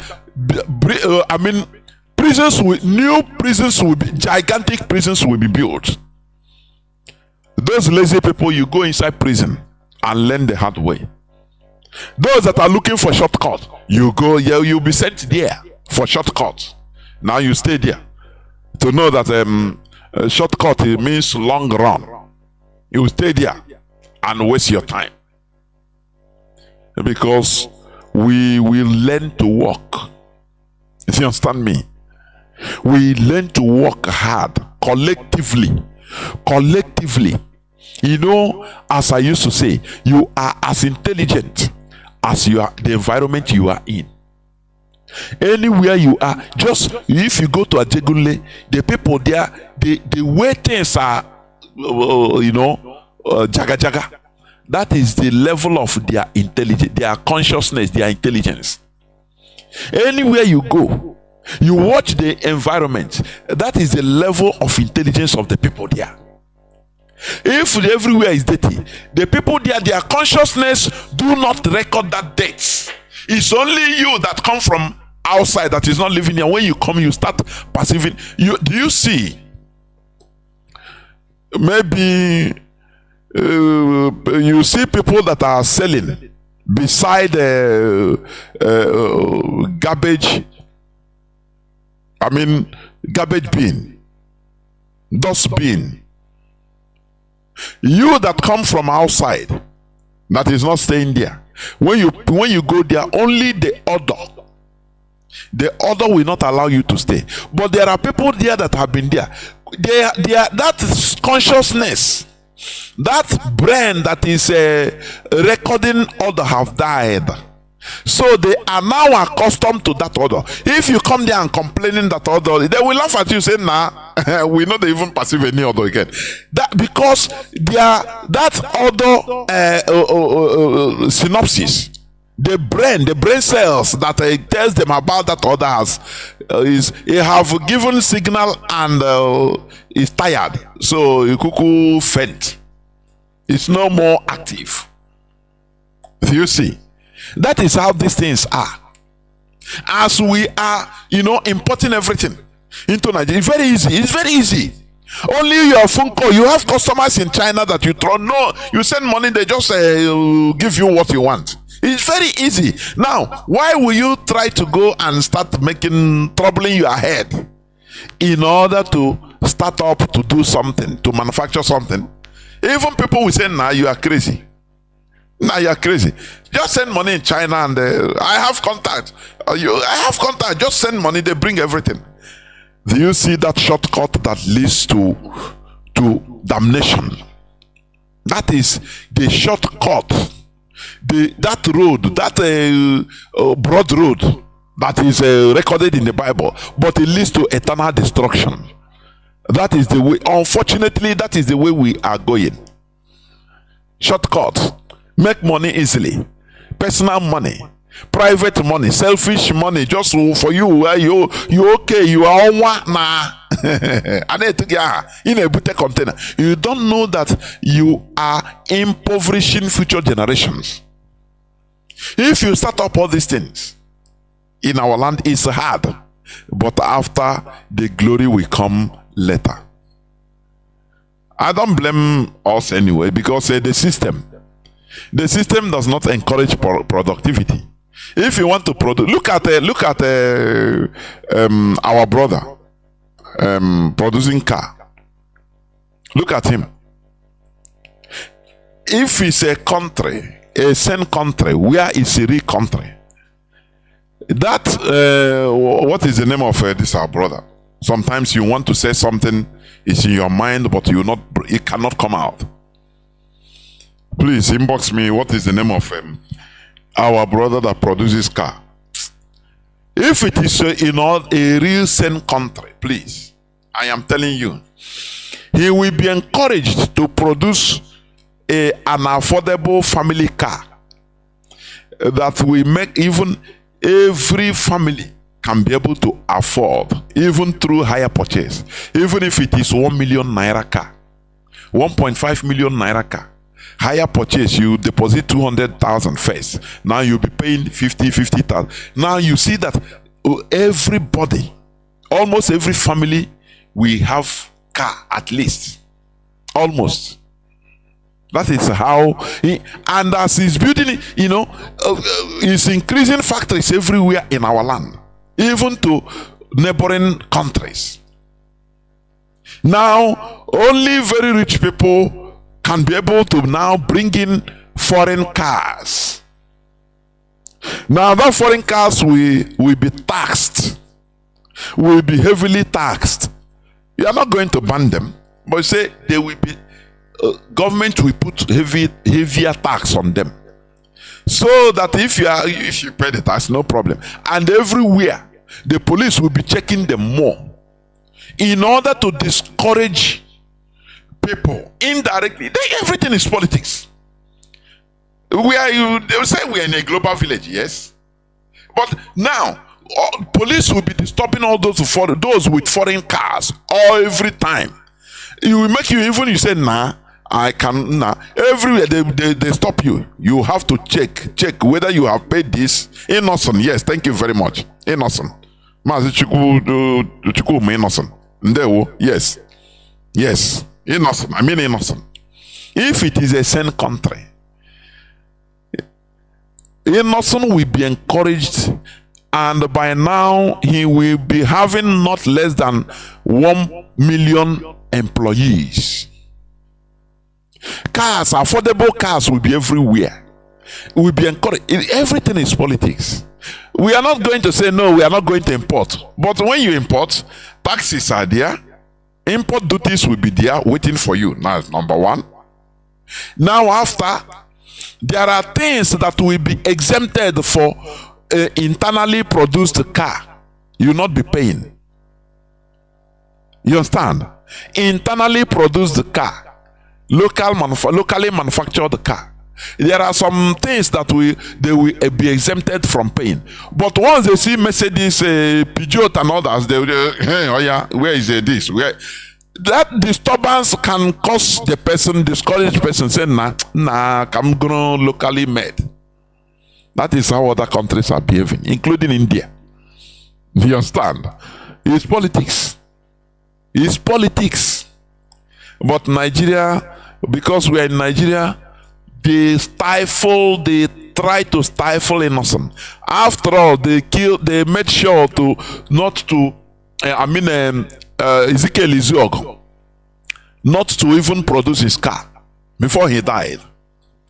Now innocent now is engaged, and as an Igbo man, he is being stifled. Our people don't understand that. Look, our capacities are limited in Nigeria. It is a policy. It's a British policy that they transfer to the Fulani Caliphate. Our capacities are limited in Nigeria. In Nigeria, the ceiling is our limit. But if we are independent, the sky will become our limit. You understand? That sky, it becomes our limit. You understand me? Ezekiel Izuogo built a car that is neither using battery, nothing like gas or any fuel to fuel it. It's just going like that. And they can have a lifespan of minimum of 50 years. 50. Britain, they say, oh boy, this man, Japan, they have come again. No, the real Japan has caused us enormous destruction, competition. Now these people want to come again. They used the leader, the Nigerian heads of state that time, to rubbish everything. They stole the blueprint, and the man died without producing his dream car. Only one sample he did. Affordable car that by now people, you will not be boasting about car. I bought a car. Now you see an Igbo man buy with a Tokumbo boasting. It's a very big shame to us. Very, very big shame. Something that we can do and put a jara. Now when we have the second-hand dustbin one like that, now we start boasting with it. It makes me feel ashamed. That's why the insult of that Jewish man should spur us into action. It should spur us into action more what we are doing, to put more effort in order to restore our nation, so that we can exhibit that we are also part of this mainstream world. Not every time any person, any of them that vex, we insult us that we are the garbage of the world, that we cannot produce nothing, that we don't know how to we import everything. Do you think that importation of finished products is a positive, is good? That is where they insult you. Go and talk with, for example, a Spanish man. Have a problem with him. If he vex, he tell you, say, look, I'm feeding you. What do you produce in your country? Do you know how to produce even ordinary paper? Do you know? Once he tell you that, what are you unless you are shameless now, because there are people that don't even know what that thing means, that insult. If he tell you, hey, go to your land, go to Africa where you cannot produce, you only consumer. That is why you are the last anywhere you are, even America. You are the least, you rubbish you are, because you cannot produce. What will you say? What will you say? Are you going to continue fighting? Say no, this one is not me. You on Nigeria na we here podia. Say na onya gwara m eziokwu. Do you see why collectivity is the best? Collective development is the best, not selfishness. Even that insult, he can insult even Dangote as a billionaire. It doesn't matter. His money doesn't exempt him from being African, from being unproductive. Oh, he's general. The same. I have told you. Dangote said, I had him direct. He said he never travels with Nigerian passport because it's embarrassment. He traveled with Nigerian passport at the early time. He started receiving the type of embarrassment that is unbearable, and he stopped it. He started using foreign passports. So, are we going to continue hiding till when? Are we going to continue dodging till when? That is why we have to face the reality. Face this fact. Face it. We face it. No shortcut. Stop a shortcut. Shortcut leads to the eternal damnation. You see it with people that are following. Once the rendition Mazi Nnamdi Kanu, they give them shortcuts. Now there is another way to do it. Now, hey, this man is this thing now. Oh, go back now. Now, he will give you Biafra in 150 days. Now, you see people shortcut because they are people of shortcuts. Always shortcuts. But what they are meeting now is shortcut is the same shortcut that is leading our people to flood into religion. Because they want shortcut, miracle. Miracle money. Miracle. You go to church, they tell you, there is a, I pray and somebody entered the toilet in Germany and saw himself in France. In the toilet in France and come out. Because he doesn't have paper. You now that you need shortcut always. You don't have to go to the pain of getting visa. Because for you don't have money. Now it's shortcut. You believe. Do you see how they scam you? Oh, miracle money, I'll pray now, money enter your account. So people went and you ask the person praying, oh God, but why then do you ask us to pay money, pay tithe, pay this? Why can't you pray and the angels will just put billions of dollars into church money? I mean into your account. So that you don't even you start sharing to us. Oh, now you are Lambo. Does the sheep have a brain of his own? The answer is no. That place is chewing cord. Bring him leaves. He will stay there eating and sit down between cord. You cut the head of his fellow lamb. It doesn't matter to him. He will stay there until his tongue reach. He will stick out his neck and they chop it off. That is what we are called. Aton. May we never be Aton again in our life. May we cease to be sheep. That is the worst type of insult given to human being. You understand? Being sheep, being catered for. The West are catering for us. Anytime they want, they use black people as guinea pigs to test drugs. They use Africans to test anything they want to test. They come because they are you're unproductive. What will you produce? Nothing. So, let me just go into another news headline before I open the lines, please. Now, the ordeals. I'm talking about the ordeals of Emefiele. Say Nigerian court orders former central bank governor Emefiele to be remanded in Kuje prison over 1.6 billion naira fraud. 1.6 billion naira is not up to $3 million.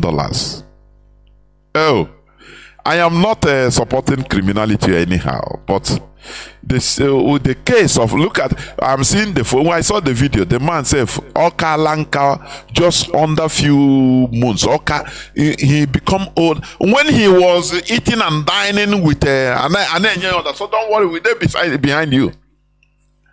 Do they ever arrest any person that is his complice, his senior officials? Igbo ndono. Igbo nto. When we tell you that you have no space, Nigeria is your graveyard. Nigeria is our graveyard. I am telling you. No, once they are on top, maybe on some, status in Nigeria, they will pretend that no, these people are miscreants. Today he is suffering. Before you know now, hypertension will kill him. Emefiele. Do you see? 1.6 billion naira, which is not up to, is it up to $3 million? Whereas the people that are stealing $5 billion, $10 billion. Obasanjo is a $16 billion electricity project, something. No person talk about it. But Igbo man, let me tell you, when the catastrophe will touch everybody, as an Igbo man, as a Biafra, from that time you will understand. It happened to the Jews. When Zionism started, they called them miscreants. And we draw example from people that we know, we can see. They started Zionism in Russia in late 18th or 19th century. They started late 18th, 19th century. And people that are Jewish Europeans that are on top, or maybe some of them are doctors that are, medical doctors, specialist doctors to the king or queen or president of their countries of abode. Some are, financial, some are big businessmen that are treating with kings and queens of different countries. Some are wealthy, very wealthy men and women. They felt that no, these people that started this Zionists, they are miscreants. So I beg, man, no, bring waiting be that. Me, I'm an European. In Europe, we stand. No matter that I'm a Jew, but in Europe, we stand. They call those people miscreants. If they are doing something, they don't care. They say, no, this don't reach here. Me, do you know me? I'm a cabinet minister of Austro-Hungarian queen. So don't ever carry this your Zionism, go your way. They now, separated themselves into these are small boys, miscreants, that jobless people. Shouting Zionism, Zionism. Where are you going? Our dream is here in Europe. We build it. With thinking that is how life is. Until the Second World War. When 1935, it started. I mean, when Hitler entered power, because Second World War started 1939. But 1935, Hitler entered power. The Mazi, they entered power. They were elected into office. Hey! He started by closing the businesses of Jews, dealing with them, seizing their guns, telling them surrender your guns anywhere you are. Now, people with foresight started running out of Germany. Some running out of Europe completely. Do you know that there was I think 1938, before, when anti-Semitism was too high, so one ship, is it Queen Anne? There is I've forgotten the name of that very huge ship, loaded Jews, European Jews that were running away, refugees. They went to, I think, Kingston. We are rejected. They went to America. America turned the ship. They didn't allow it to bet. Do you hear me? Oh, these are, when we are talking of history, you will not know now, because what you are dealing with sentiment. America rejected with thousands of Jews on board. He rejected the ship. He said no Jews can enter this land, or this America. They have too many of them. You understand? He go to different Americas. They say no, they were not allowed to bet. They have to go back to Belgium, sail across Atlantic again to Belgium, and Belgium accepted them. That is where they betted. Do you know that many of all those Jews during the Second World War, they were massacred anyway? That ran away for their dear lives, they were still massacred because Belgium was engulfed. But all these things they will not tell to you in a normal mainstream history. It's when you search, you find. You understand? So what am I trying to say? Now, it was when Hitler took over Germany, that he started implementing anti-Jewish policies open. Those that billionaire Jewish that we are calling Zionists miscreants and jobless, they were now rendered impotent. They don't discriminate. Whether you are a wealthy Jew, whether you are a doctor, they now start dealing with all of them. Now they now understand, say, oh boy, these small boys, they were correct too, but it was too late for many of them because they could no longer run away. It led to their slaughter. Highly educated, both intellectual, Jewish intellectuals in Europe, both doctors, professionals, they were slaughtered. And after the war, the little that remain of them, they say, oh boy, where is Zionism? Let us do you see? That is why I always agree with one of our brothers, a media warrior. He said it is only collective catastrophe, collective, that will bind us. Do you see the way collective catastrophe binded our people? And they look for, they mandated Ojukwu, 1966. 1966, they mandated catastrophe everywhere. We are hot for every Biafran, not only Igbo people. When I talk about Igbo people, both Ijo, everybody, we are hot, even in Yoruba land. So now they have to come down. They held Ojukwu hostage and say, you must declare Biafra because we are no more in Nigeria. Ojukwu want to make noise. They say, you want to say something. We are not asking you for your opinion. We, the people, will say it. If you cannot do it, you better run away from this office. Now we look for somebody that can do it for us. Do you see how people think that Ojukwu didn't ever wanted to negotiate so that to avoid war? It is the people, because of the catastrophe that it concerns everybody, both billionaires or people that are in Ugu also, both people that are serving generals, we are slaughtered. People that thought that they were in government, as Igbo, all of them, no discrimination. They take everybody. They took everybody.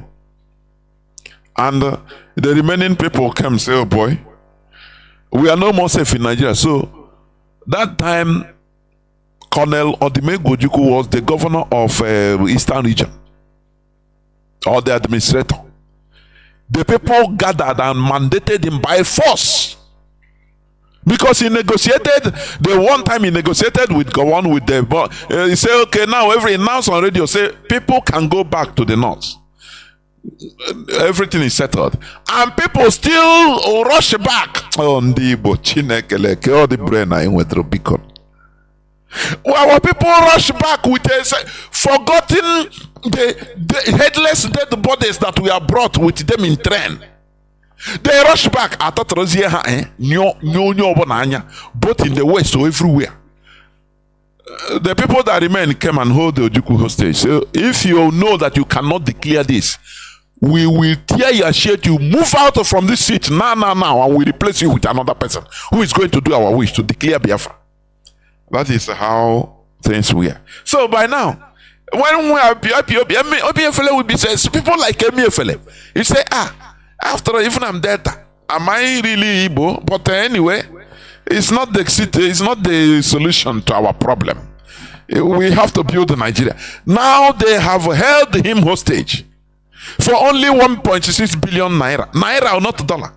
Whereas his superiors that we are accused of $15 billion, $10 billion, they are free. This is the same Nigeria with you. Now, maybe if you near him, he will start telling you in confidentiality that, look, that is how we always be. That time you have experience. Or say, nah, you know,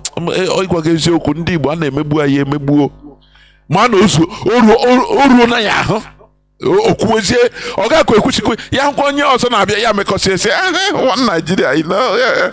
But he will confide in you as his brother. So na ihe awezi okwu ana emebu aye ihe anyị na ahụ n'obodo a. Fight and let us go our way. He will not he will be afraid. Now he is inside. They reminded him in Kuje prison.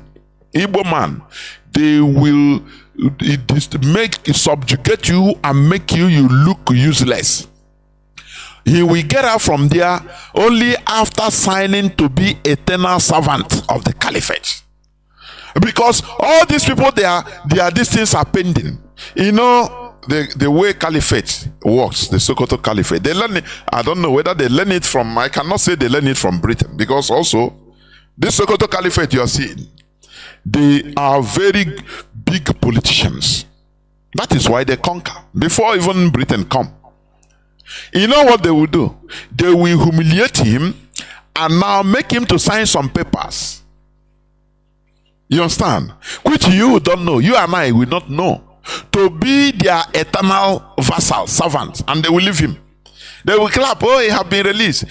Tomorrow he will vie for office as a senator or as a governor in his country and in his state, and he will win.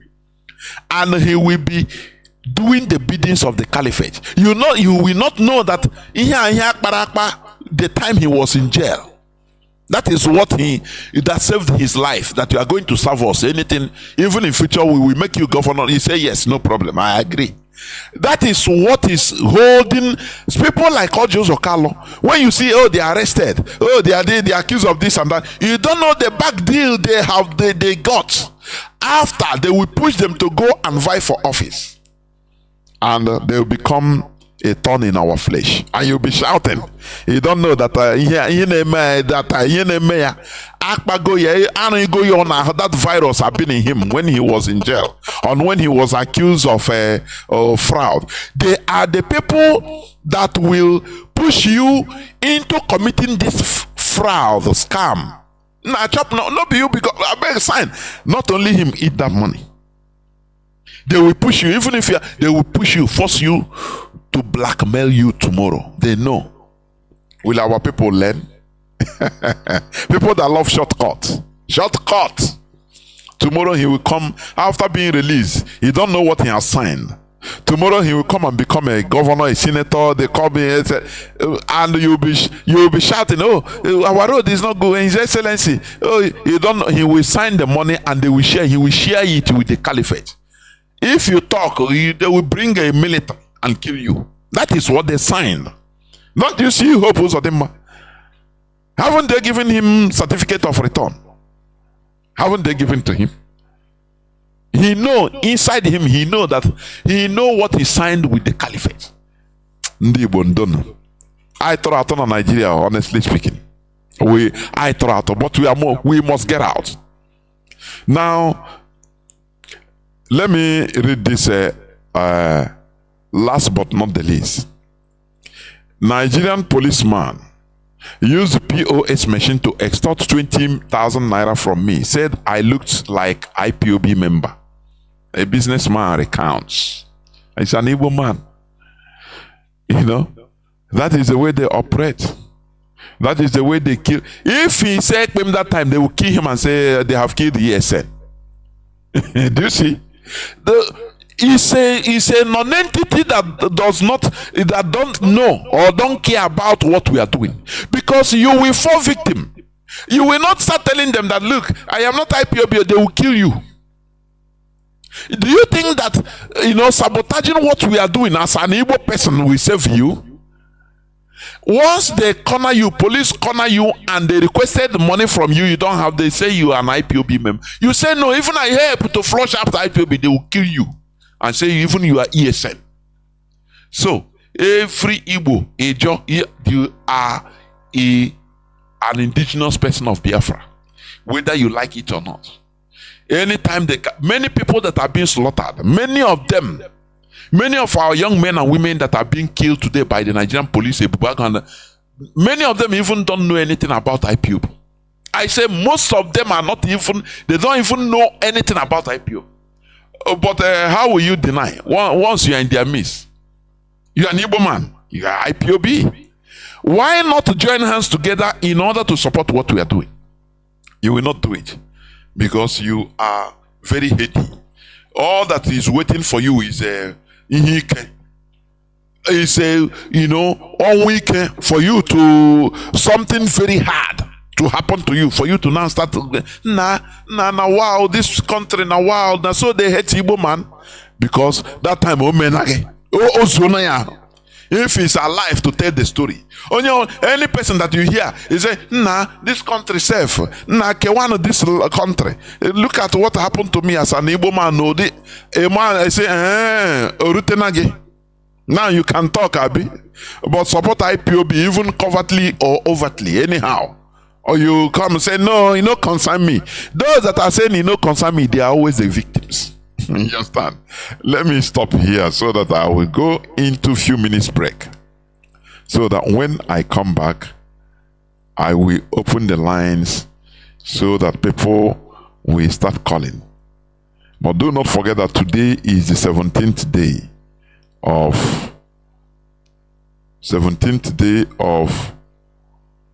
November 2023. Therefore,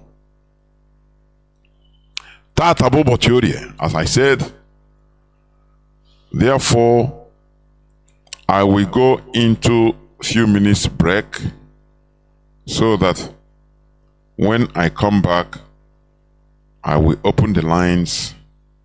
Please do not go away. I will be right back. Do not go away.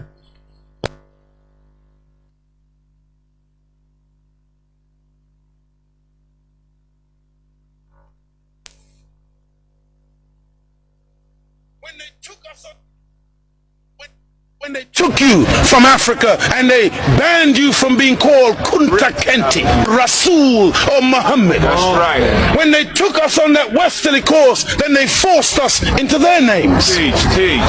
And they called us Smith, Jones, Robinson, Green, Brown, Hogg. A black man called Mr. White. And when we go to China, and we put our passport down, and the Chinese immigration control official looks at that passport and he sees Mr. White, he expects to see a white man. And when he sees the black man, he says, uh-oh, this man doesn't know who he is. But many of us as black people today, we're very foolish people. Because we don't understand why another man gives you his name. Because when he gives you his name, the giving of another's name denotes possession. It means he owns you. As long as you're walking in another man's name, he knows he owns you. You can talk as strong as you like. Yeah, I'm for black, yeah, Mrs. White. Yeah, they're laughing at you because they know that when you take another's name, that's why in marriage, in the tradition of marriage, the woman takes the man's surname. Go ahead. And leaves her maiden name, because that taking of the other's name denotes possession. In the event of divorce, you don't walk around with the other man's name. You now relinquish that name because you're no longer with that one. What brings about insecurity is when you have a false concept of yourself. And the false concept of self is white supremacy. They believe that they are better because they are white. And as a result, see, when a man has that kind of silly mentality, Hitler had the silly mentality that the white man, the Aryan, is superior. So then at the Olympics, Jesse Owens kicks up all the Aryans. Hitler is outraged. He's angry. The white man pushing white supremacy. That's why they would cut off our penis when they would lynch us. Penis envy. They're afraid of the black man because of our potency, because of our manliness. Because when you look at the black man, he's a real man. He's strong. So then they would have us as mandingos, fighting one another. That's why even today, they want to be the heavyweight champion of the world. They can't find a white man to do it. So they try to turn a black man, Frank Bruno, into a white man. They call him the Great White Hope. They're desperate. We're not allowed to play golf. Why are we not allowed to play golf? Because we are inferior. We can't play the game. But let one black man into golf. Then all of a sudden there's a tiger in the woods. And he doesn't just play golf, he becomes the master. We're not allowed to play tennis. Let black people into tennis. We go straight to Wimbledon and win it in 1935. A black woman. Now, Venus and Serena, they run out of opponents. They have to play each other. The white people cannot compete on an even playing field. They let us into athletics. You can't run like us. You let us into any field of endeavor, we dominate it. So they feel, and they become very afraid of anything that goes contrary. And so every time a black man stands up for black people, Martin Luther King, shot down. Malcolm X, shot down. Patrice Lumumba, shot down. Steve Biko, shot down. Everyone. Nelson Mandela, they locked him up for 27 years. We can count back 400 years of the most brutal treatment. Look, they took my name, my language, my culture. They killed my mother, my father, denied me religion, disallowed me to read or write for over 300 years. Reduced me to the level of an animal where they branded me on my chest, branded me on my buttocks with a branding iron. And they called me 3/5 of a human being in the American Constitution. Is that the act of a human being or the act of a devil? It's for you. You answer it. We're just calling white people names. No! We're just going on the basis of what we have experienced. Black people were taught to hate ourselves. Even to this day, many of my people suffer from self-hatred. And you will see us trying to change our skin color. When I was born in the 50s, in Jamaica, they would take, like my nose, the mothers would sometimes take the nose and try to squash it, to hate self, that they felt that the baby was ugly if it had thick lips and broad nose and black skin. And so this is in order to counterbalance that degree of self-hatred, there had to be a teaching given by Elijah to black people that would allow us to fall in love once again with ourselves. See, because look, I know you're a wise man, and so you must understand that I'm a baby in wisdom, but I'm not a fool. And he's saying here today that the Caucasian is in fact the oldest group on the planet. I beg to differ. Look, one of the most famous anthropologists is Professor Leakey. And when Professor Leakey went in search of the origin of human beings and human species, he didn't stop very long in Europe. He went to Africa. And the oldest bones and the oldest human beings to this day that you call Zinzanthropus, using the Latin meaning Zin and Xanthropus, meaning a black man, that oldest man, they say, is millions of years old. You went back and found one even older than that. You called her Lucy, a black woman. Go ahead. And every sensible historian, anthropologist today agrees that the black man is the father of human beings.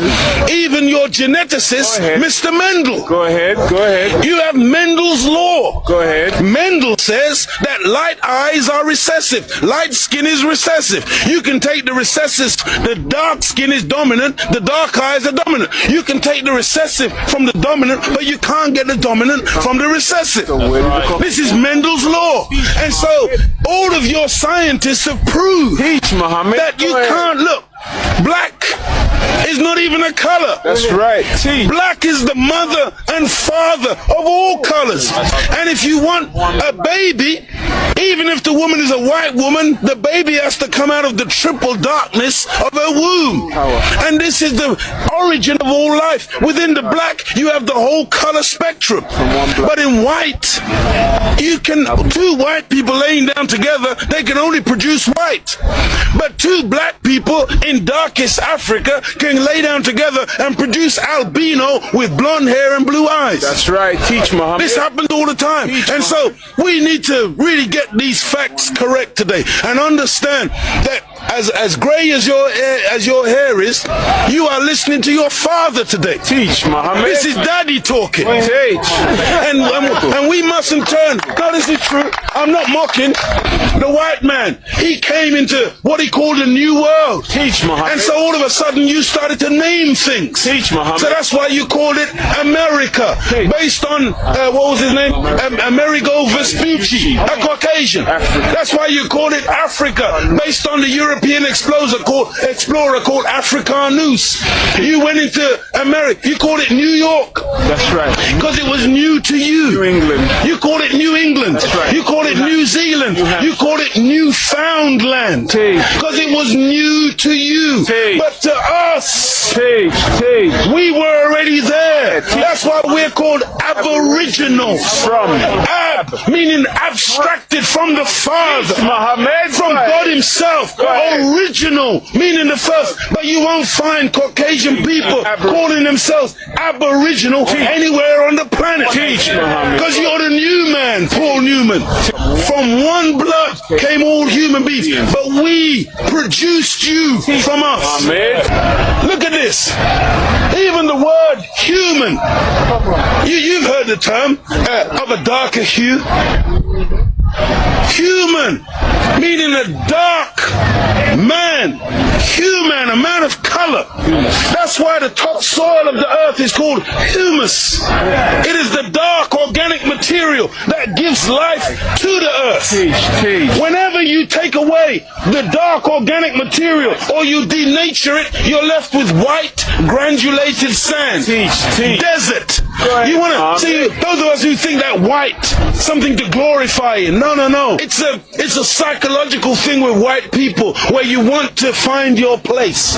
And your scientists and your historians, they spend so much time asking the question, where do we come from? Because they are puzzled as to your origin. Look at the Chinese, look at the Asians, look at the black people. All of us got dark eyes. All of us got black hair. The only one on the planet who's got ginger hair, blonde hair, brown hair, gray hair, brunette. You are the one that's gone around the world making everything based on color. You were the one who went into Australia. You were the one who went into South Africa. You were the one who went into Asia and classified people and things based on color. So that's why this man, Yaqub, he wasn't a madman. He wasn't a mad scientist. He was a good scientist.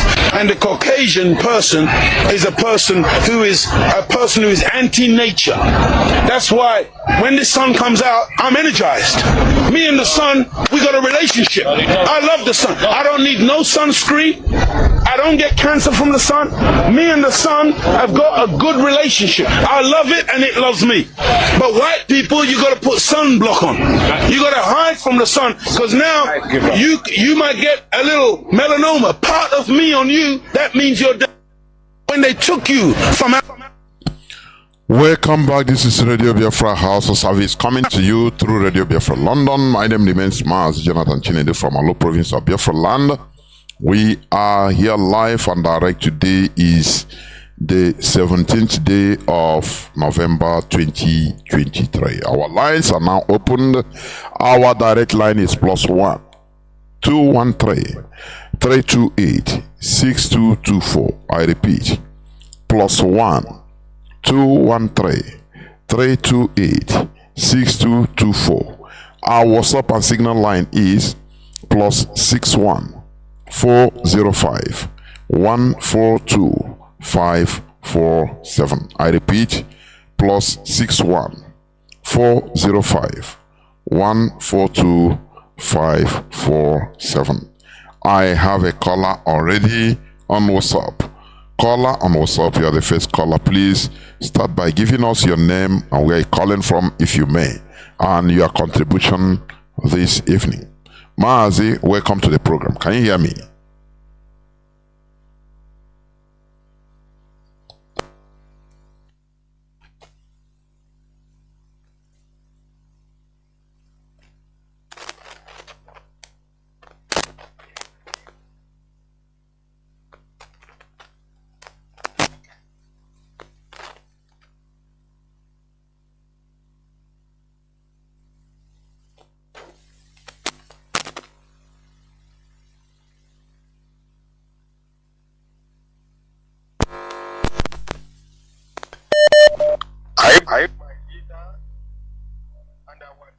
Nnamdi,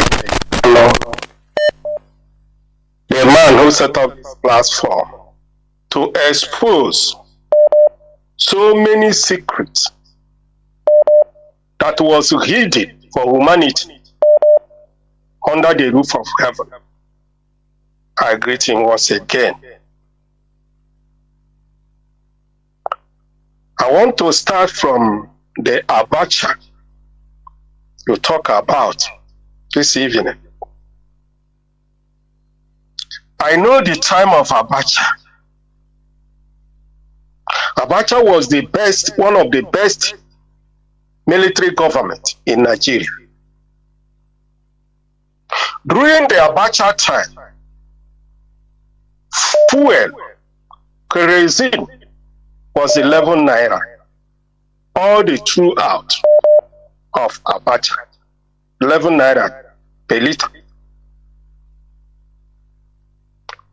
The exchange rate was 80, 79, 80 naira per dollar. The highest nomination naira paper was 50 naira.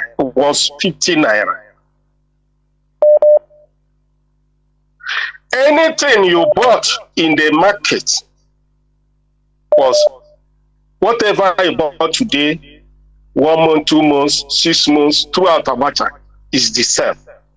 Cannot change from what you bought it. Abacha was the best of the best military government we have in Nigeria. But I was surprised. Each time, people will come up and say, Abacha loot, Abacha loot, Abacha loot. Because Abacha is dead.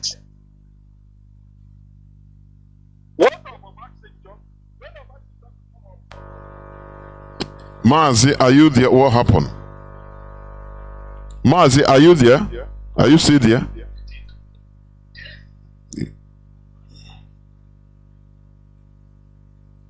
Obasanjo was the person that print 100 naira from 50 naira.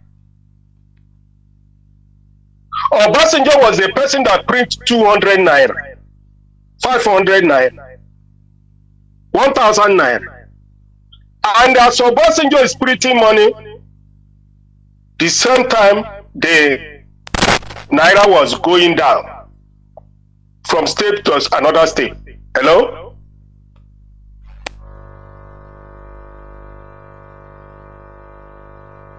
Obasanjo was one of the worst human beings existing in Nigeria. Obasanjo, you see. Obasanjo tried to print one paper of 5,000 naira before people start to shout. Obasanjo tried to go 10 times as a president in Nigeria. Obasanjo is son that is living in Nigeria. The money Obasanjo stole is more than any of the president, apart from Babangida. Each time when I'm thinking about Nigeria, I get worried. Because now you see or you saw that is there as a country is a devilish entity. What type of country that was forceful people who are not one to be one? I try to remember the time during the war when the Nigerian radio, their jingle, every 30 minutes, they said to keep Nigeria one is the attack that must be done. To keep Nigeria one is the attack that must be done. And in the Biafra side, they said, onye ndị iro gbara gburugburu na-eche ndụ iche mgbe niile. For Biafra side. Sometimes when I think about Nigeria, and what is happening up to today. The Nigeria you see today, the plan they have on Igbo race is something terrible. And our leader came up with this radio to expose many things that people will hear and to know that Nigeria is not made for humanity, that Nigeria was made for criminal. Look at today. Everything about Nigeria is criminality. The president of Nigeria is a criminal. So many senators are criminals. So many governors are criminals. Just for example, what is happening in Imo State. The Britain and Fulanis have succeeded to force criminals to be a leader in Igbo land, to make sure they destroy them. And everybody has seen it koro like this, and it is happening. How do you think that a country that is promoting criminality is for human being to live? How? If you go to religion in Nigeria, both Christianity and Muslim are all criminals, enslaving people. People in Nigeria are slaves in the church. People in Nigeria are slaves in the mosque. They close people's eyes using religion. You are believing for what you don't know. You are going to heaven without looking for here on earth. Forgetting that the best thing you have here on earth that God have created is good government. The white people knows all these things before they bring religion, Christianity to Igbo, and they destroy Igbo people. Today, when you are telling the Igbo people to look back, many of them are sheepishly thinking of going to heaven. Let's assume there's something like heaven that somebody will go after death. How many Nigerians, anybody who says he's a Nigerian, that is a criminal, then tell me where you are going to heaven, if at all there's something like that. When you are telling the Igbo man today the truth, they will think that you are telling them, you are lying to them. If you are a Christian in Nigeria and you are a criminal like Hope Uzodinma and Co, you are looking to go to heaven. The so-called men of God, the reverends, fathers, the bishops, they are collecting money from the federal government to make sure they help to make sure Nigeria become Muslim tickets as it is today. All this thing is well organized to make sure black people remain slaves for the white people forever. The thing that is bothering me is this. If people who are hearing Radio Biafra day and night, if you cannot learn from our leaders, past broadcasts, and the president, some of us who are hearing Radio Biafra, who have learned so much to teach the foolish black people, to know there is nothing you call heaven that somebody will go when after death. Have you seen how foolish the black people, after hearing all these things, somebody will make up in his mind to be a saboteur, to destroy yourself, like autopilot and all of them. Do you know that white people who have heard our leader preaching on this radio and they are hearing the same black people who are fighting to remain slave in the name of saboteur, you are worthless as a black man in the foreign country. They don't have regard to you. This clip you are playing now, Mazi Jonathan. If you listen to that very clip very well, black people are shameless. Black people has no sense of reason. After hearing from Radio Biafra, what our leader has been saying on this radio, you will see black man working very hard to destroy this movement, like autopilot, like Nenianya, like Kanu, like Aloye Jimako. All of you, God will punish all of you. You have done so evil. More than Satan. You are trying to destroy your future.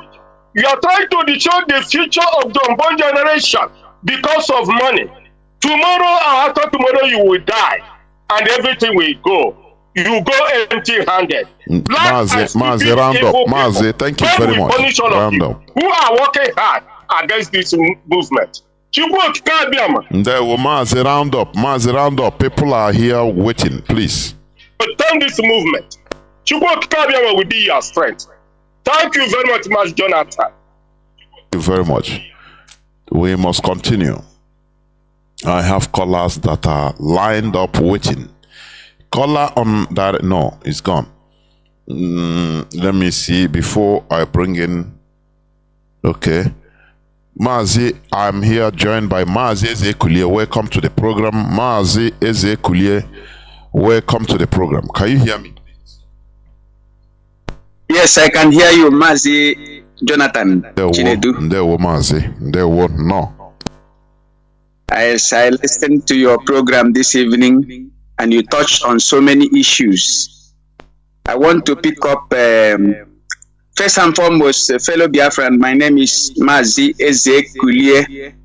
The king have arisen. The king have arrived. Ezekuliela, and once Ezekulihana, and that means Biafra is here with us.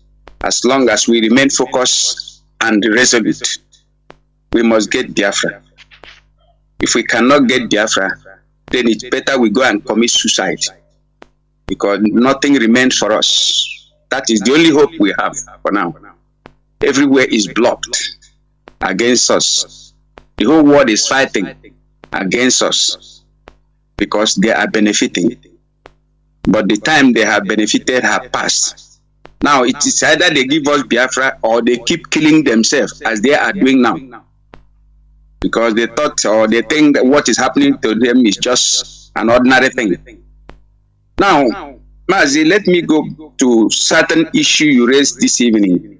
Number one, I will touch on that of name changing and that of Israeli man who was accusing, of course, he was making that statement against South African Julius Malema, because Julius Malema seems to be carrying the issue of Palestinian in his head, ignorantly doing what he's doing and saying what he's saying without even knowing the fact and truth about what is going on in that particular place called Middle East.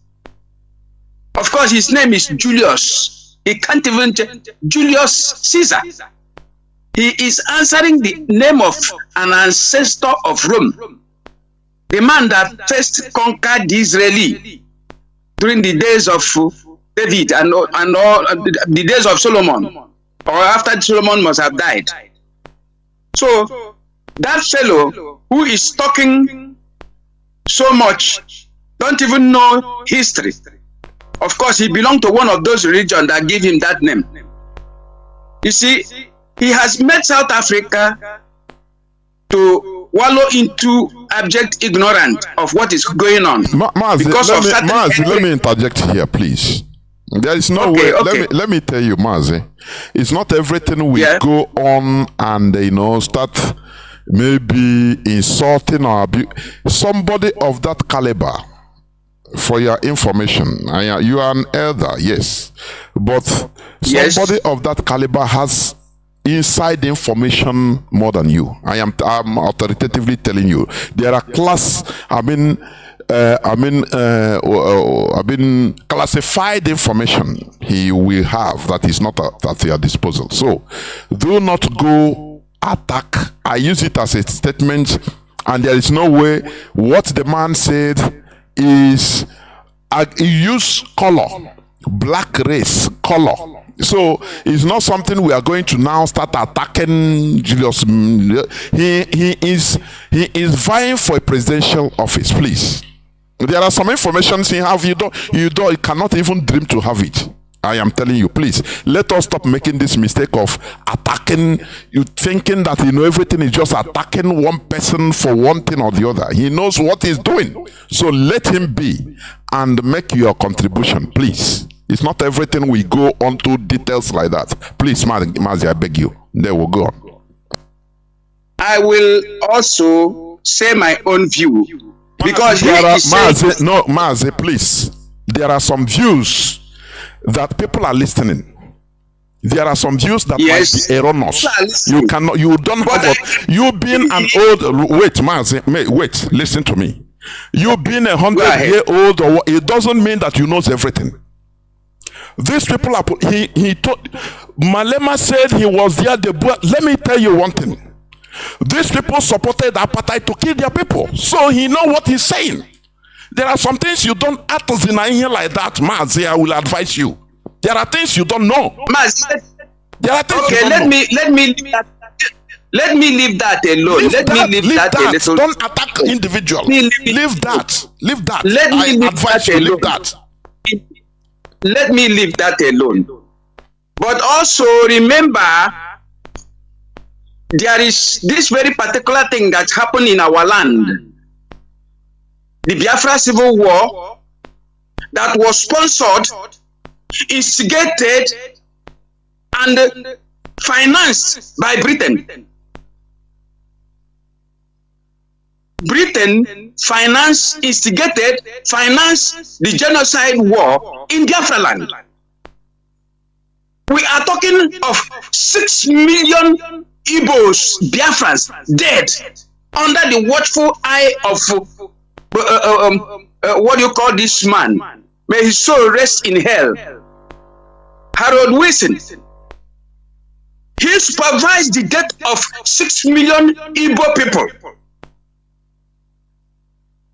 Just because somebody was supporting apartheid in South Africa. Why is it that the other people problem bothers us more than the problem we have? Why do we disrespect ourselves? We were killed 6 million people, and we don't even do any remembrance of these 6 million people. Any day we want to do remembrance, Nigeria government, Britain will instigate Nigeria government to kill us more. And we don't say anything about it. And we are talking of Julius Malema and apartheid in South Africa. While before the apartheid in South Africa, by 1966 to 70, we have been killed. 6 million of anarchy today, we are being killed. And we are not saying anything about it. Why are we so like this? Why do we disrespect ourselves? And we are talking that the Israeli was helping in shipping. What of Aton Zeribe, our own brother? He become rich. He become a billionaire. Because when the Israeli company was shipping ammunition to him to ship to Biafra land, Aton Zeribe would divert it to Nigeria. Aton Zeribe, our own brother from Uguta. And Britain knows about this thing I'm saying. Julius Malema may have classified it. He doesn't have any classified information. Mazi, I have told you I will cut you off. I don't entertain. Wait. Mazi, he is talking about the regime in South Africa. But in Mazi, if I tell you something you're supposed to understand, if you continue like that, I'll cut you off. There are things. I never talk about. Wait, Mazi, we shouldn't come on air be exposing insubordination. That is what I can never. Even if you are my father, I don't allow it. I'm a no-nonsense man. For your information. Okay. You understand me? Let me forget that area. No, wait. Listen to me. Listen, let me talk. I handle the microphone, please. Let me talk. All right. There are things. When you go in, I never talk about Julius Malema or what I talk about, what the man said. Of which I said even the man is right, because I use it as an example for productivity. We lack productivity. Why then are you going to something that you don't even know about? There are things you don't know about, Mazi. I am authoritatively telling you, it's not everything we shall expose. Even their information, it doesn't matter. You fought the civil war, you fought it on your own level. You are not a major general, Mazi. We respect each other. But wait, listen, let me talk to you, please. Because you're talking to people on air. We need to imbibe discipline. We don't need any sentiment. Don't come here to start attacking somebody that we are not attacking. I will not allow it on my platform.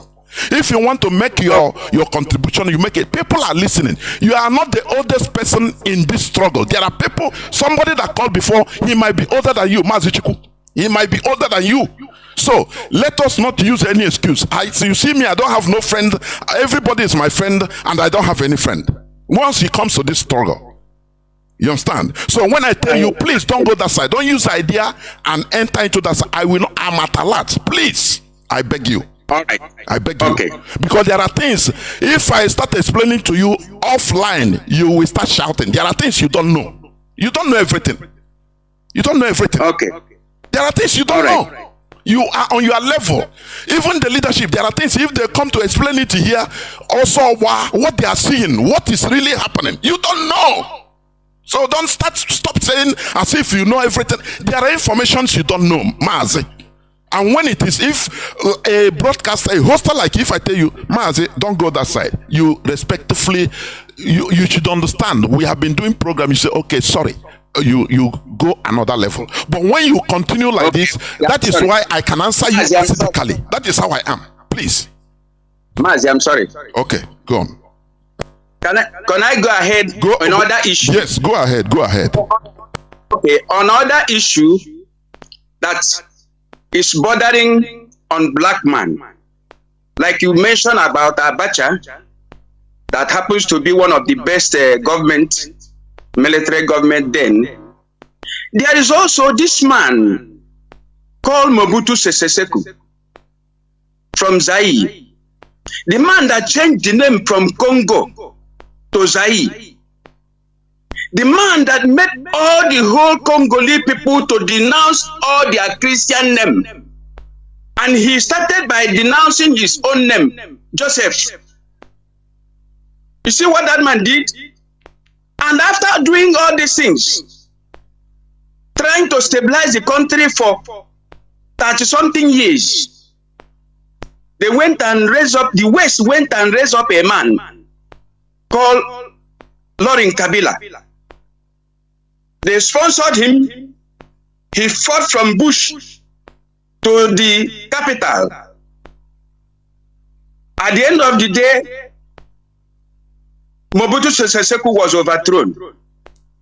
The first thing he was asked to do is to change the name of Zaire, which Mobutu Sese Seko have already changed from Congo to Zaire. He now changed it back to Congo again. After having done that, what happens to him? He was immediately overthrown, because that's exactly what the West wanted that moment. He has done what they wanted, because remember, King Leopold of Belgium was the one that owns that particular land. He called it Congo, Belgium. So there is a document behind that name, Congo. And once that name was revised back after something years, they killed Laurent Kabila and replaced him with his son called Joseph Kabila. You see how the West work with their interests. So the West are after their interests. They are not after our well-being or after anything. For example, when Mbono Ejike said that the only man he will only trust in this, the only white man he will only trust in this life is the dead white man. But the living white man, he will never trust him. And at the end of the day, he was meant to get away from this surface of earth.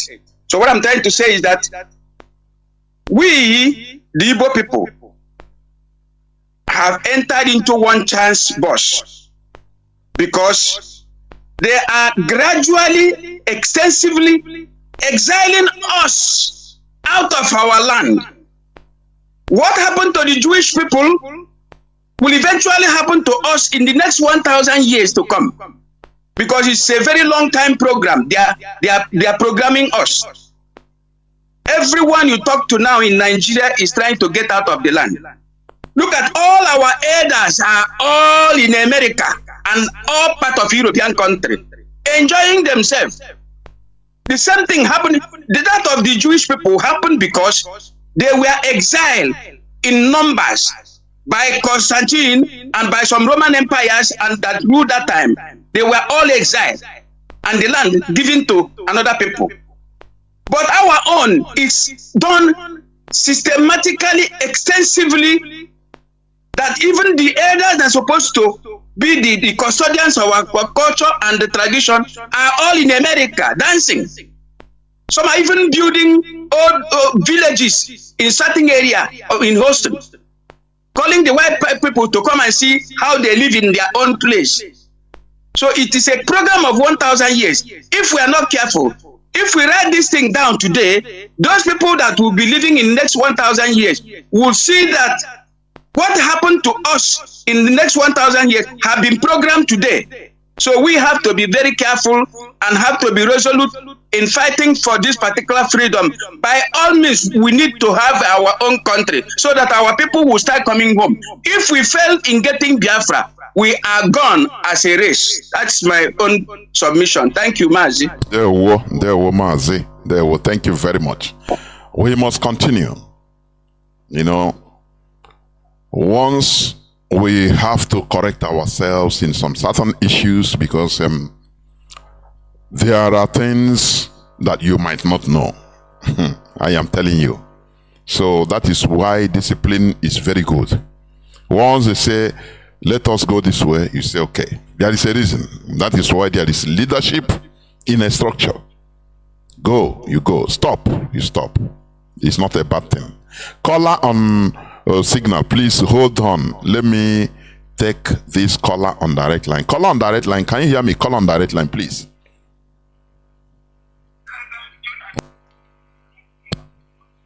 There, Mazi, go on.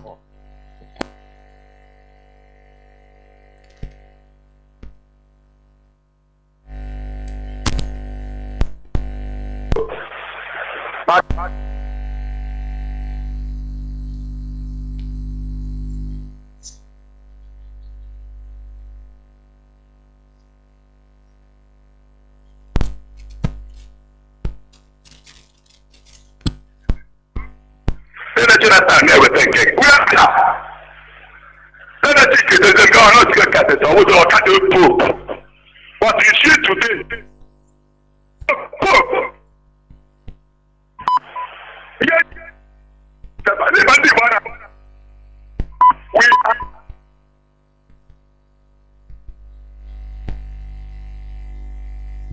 Mazi, what is happening to your voice? I don't know.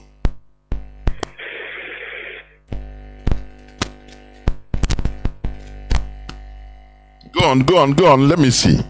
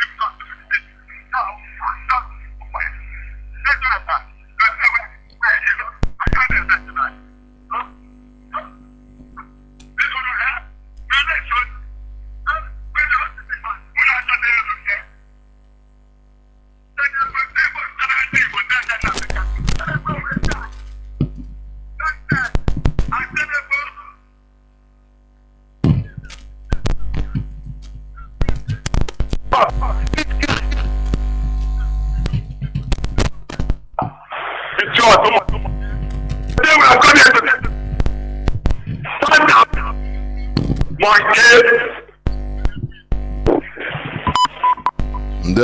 Ndewo Mazi. Ndewo. Thank you very much. Ndewo. Caller on signal, thank you for being there for 30 minutes. Chineke, you're a patient person.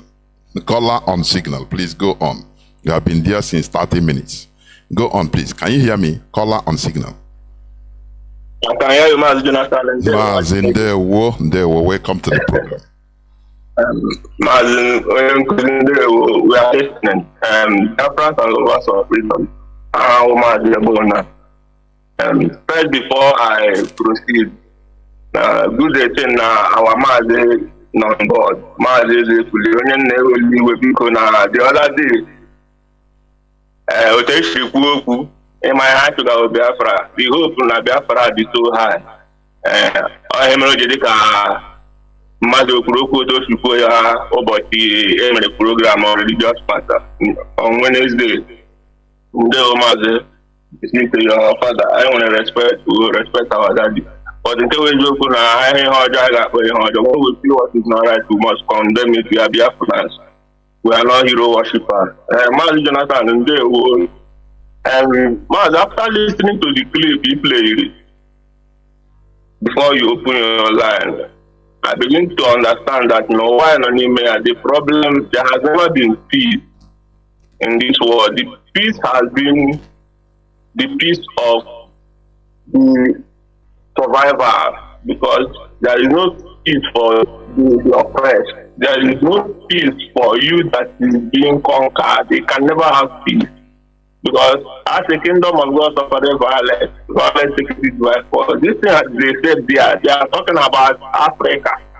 Because Africa is that where you find everything that is being made up of life, all the natural resources, human resources, everything you can find it in Africa. But the question is, how come from what is being said and what we have known, Africa will place or is the beginning of this world? They began the race of humanity. Now, for them to begin the race of humanity, how come Africa and our people were being conquered and reduced to barest minimum, to people who can be used for whatever reason? So, but you see, sometimes we begin to invent our anger, make people look as if the Europe are so wicked, and well, you know that there has never been a time in this life that is peace. War.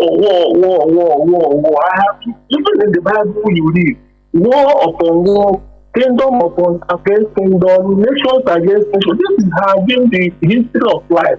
Russia today was one Soviet Union. They were conquered, but now they have regrouped and come back again. Now, an evil man, as a Biafran, would be calling Britain, calling this, whereby the Nigerian you are being cobbled into, Nigeria you are being caged into with your fellow black men from other race, Yoruba race, Fulani, Hausa. These people are holding you up. So when you open your shop in Lagos as an Igbo man, in that market, you are quite number, you are number them there. You are the number there. You do your business there. But the few 5, 6, 7, 8, 10 persons can come and overshadow you, threaten you. Even everybody around you. Nobody will speak. Tomorrow you begin to call on news for people to come and help you. Who will come and help you as an Igbo man? This is the problem of our people. We lack discipline for ourselves. We lack respect and regard for ourselves. We are the kind of people now like they adhere to constituted authority.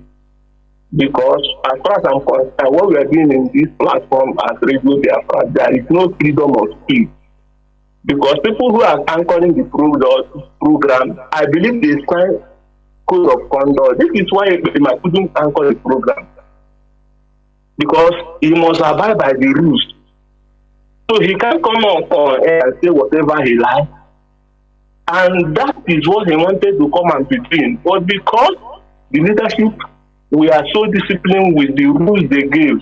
They stood by it, and he has no choice than to run away and begin to start like a madman that he is.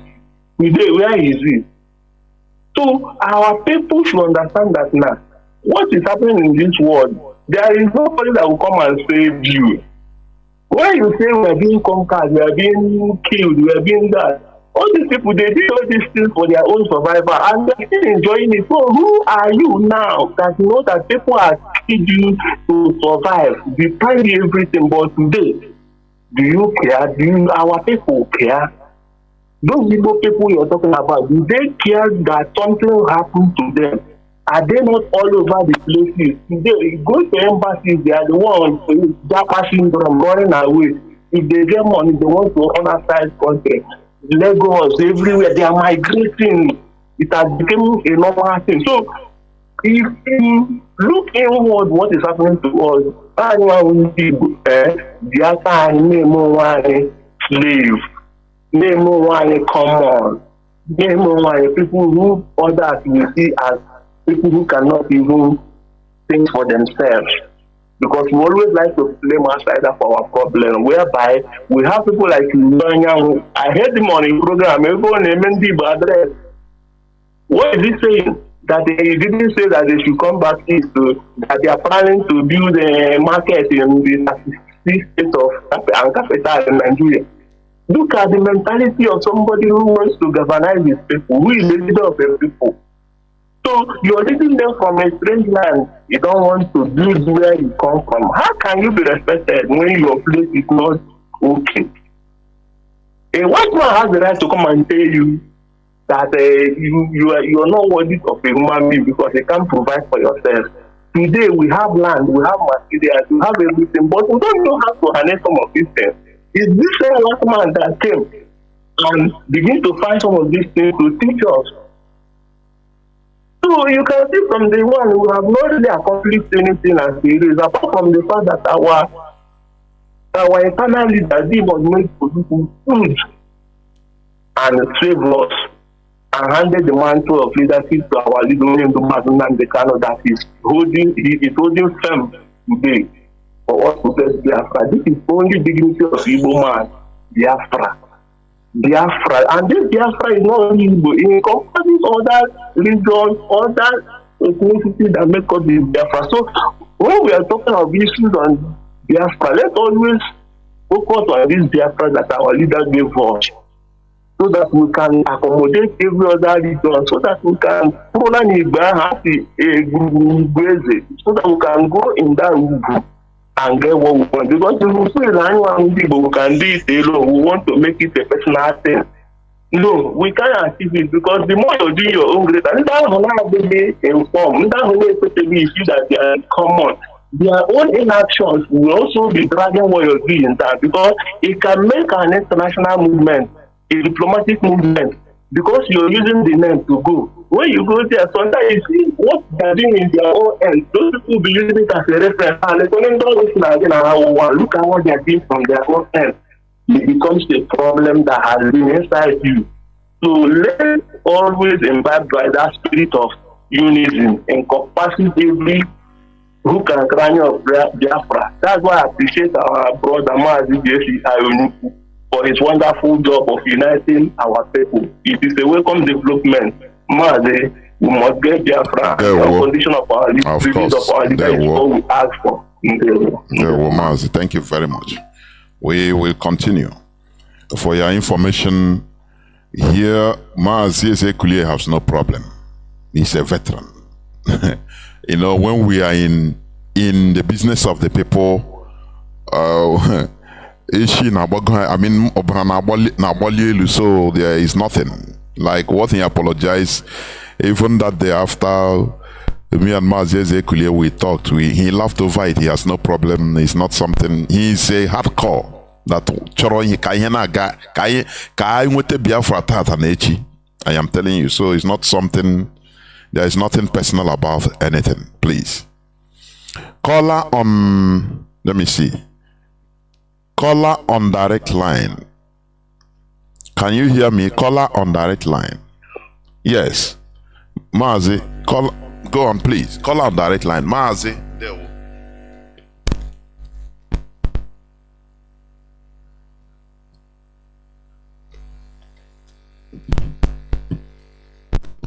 IPA, good evening, Director.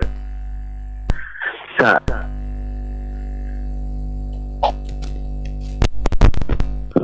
when I hear I'm 2 weeks after independence that we are domineering. Not the brother from some part of Africa that you played his presentation, addressing some group of people somewhere. They use that word again, that they think we are domineering Africans. Now, I'm trying to find out the opposite of domineering, and it seems to be, I think it should be a word called meek.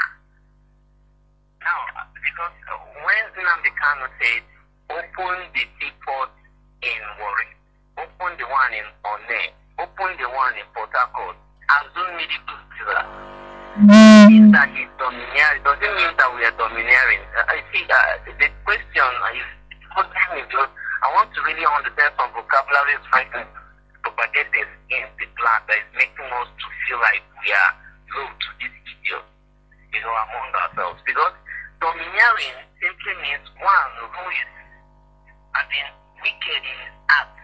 You understand?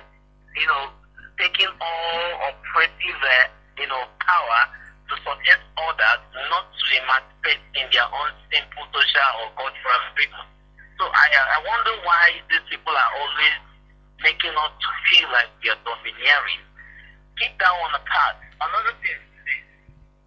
I realize that this quest for freedom of Biafra has seemingly become a casual kind of thing from the platform of the Europeans looking over the Ethiopians, or maybe should I use the word us, who are so, sincere to being emancipated from this slavery. Because why I'm saying this is this. Each time we talk, these people feel we are not serious. And Mazi Nnamdi Kanu also made me to understand that he only needs, or should I use the word paraphrases, that the 100 persons are expected to do this work, which means IPOB is an evangelist, or on the rails of evangelism, preaching the gospel for the people who Africans and beyond to realize what it means to get freedom. Now, I also believe that most people who are there among the hundreds are not meant to be IPOB. You are meant to listen to IPOB and go in your own secluded area, improvise a way, whether you call it violence, whether you call it terrorism, or whatever you call it. You come out and you see the whole idiots who are looking at onto us as who are not, serious, or maybe we are complacent, and you see them realizing that we are serious in what we are doing. You see, I am not saying that the others say they are not doing well. That's perfectly okay. All we are doing is to pass the message to the whole world. But yes, the whole world are not seeing us as the prophet. That I encountered a man of God tonight, this evening, a few hours ago. And he's telling me that all this thing, because each time I meet him, he was telling me that, see him, Nnamdi Kanu, it's not the solution. I said, sir, why will we be talking a different thing to also telling me that an IPO, calling me Nnamdi Kanu? What has someone got to do with our conversation? He has tried his best, and you and your people in the pulpit are not helping us. He said, no, that is not the solution. I said, sir, what is your own solution? As perfect and as reality you are, what is your solution with your editorial whatever having under? So that's everything. That is, you don't want to have any. See, let me tell you something. I am respecting you because you are an elder man. And also, I'm working for you. Next time you are caught me with this conversation, I will talk to you. I don't like that thing. Just stay away from home. If you don't want to sit, you just wait. So, thank you so much. I will have my comment. There. Thank you. We must continue. I have a caller. Mazi Ugochukwu, can you hear me? Welcome to the program. You have been there since 15 minutes. Going to 16 minutes. Mazi, good evening from here. There were Mazi. There were Mazi. Shall be well with you, and it shall be well with Onyendu and the leadership and all the principal officers and IPOB at large. I salute you. This your brother and your son, Ugo Collie from the UK. Mazi Jonathan, I appreciate you once more again. And I want to say something here. Sometimes I sit down quietly and I keep thinking about my people. Before Nigeria, there is Ndibo and there is Biafra. You know, one thing that baffles me, sometimes I think about Mazi Jonathan, I hope I'm coming out clear. Mazi, do you remember a man that they call Clifford Orji? Do you remember that name? Now, the reason why I'm going there is I just want to let our people understand something. The man they call Clifford Orji, that they say was eating human being under the bridge or something like that. It was all over the whole news. It was all over the place. Clifford Orji. I hope people remember that man. But you know what baffles me? Sometimes I ask my people,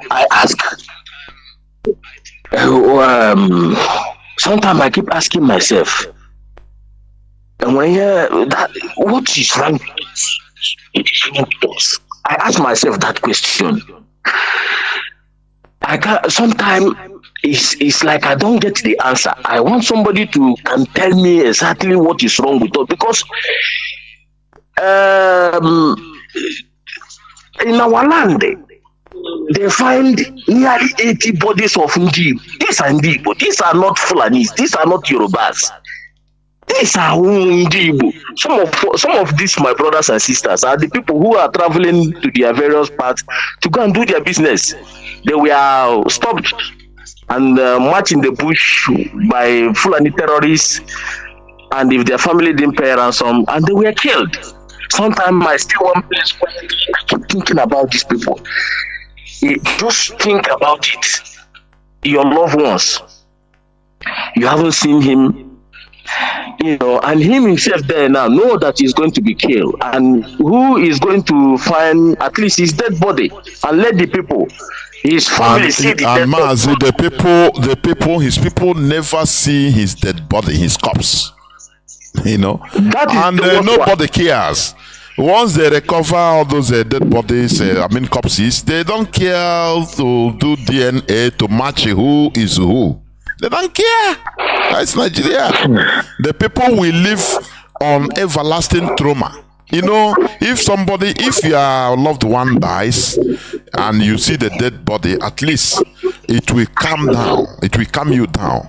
But every time you're expecting, maybe Ogaronisha, maybe on hostage, maybe that trauma will keep on haunting you until you die, and even those that are coming after. But our people don't care. Mazi, go on, please. Go on. Mazi, I remember when my mom always go to the market of this. There is a trailer market they used to go in during that time in one far away. I think it's Nohaji or somewhere like that. They always go and buy things. Anytime that woman is not back yet, if I haven't hear their motto, the horn of their motto, I will never go to sleep until that woman returns. I'm telling you, if that woman have never returned home, I will never go to sleep until I hear her voice. You know, what for me is I keep asking myself, because what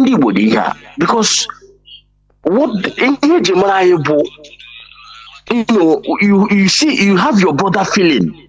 You have that feeling of, even though if it's not your biological brother, you see these people that they find their dead body. Yeah, sometimes I keep asking myself, this is our brothers that travel. If they are not going to Lagos, they are going to Enugu. If they are not going to Enugu, they are going to Aba. If they are not going, they are going their various businesses. And we are killed in our own land, not even outside, in our own land. This atrocity was going on. 80 bodies. Some of them have started decomposing already. Do you know that none of this news today as making it as a headline? None of this news. This is genocide. Crime scene that was supposed to be. I even heard that some people even calling Oti to telling him to drop the case or telling him to, not to talk about even to apologize to the Fulani there. To apologize for making statements, for conducting all those searches. Unbelievable.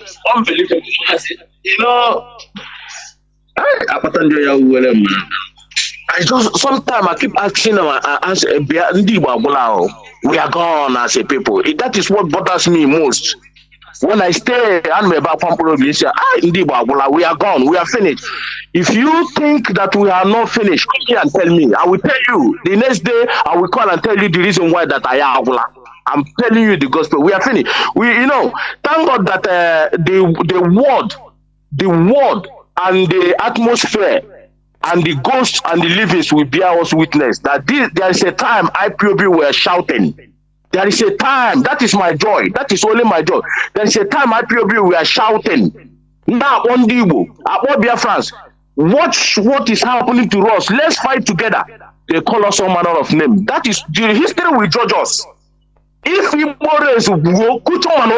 I see there is not unless there is.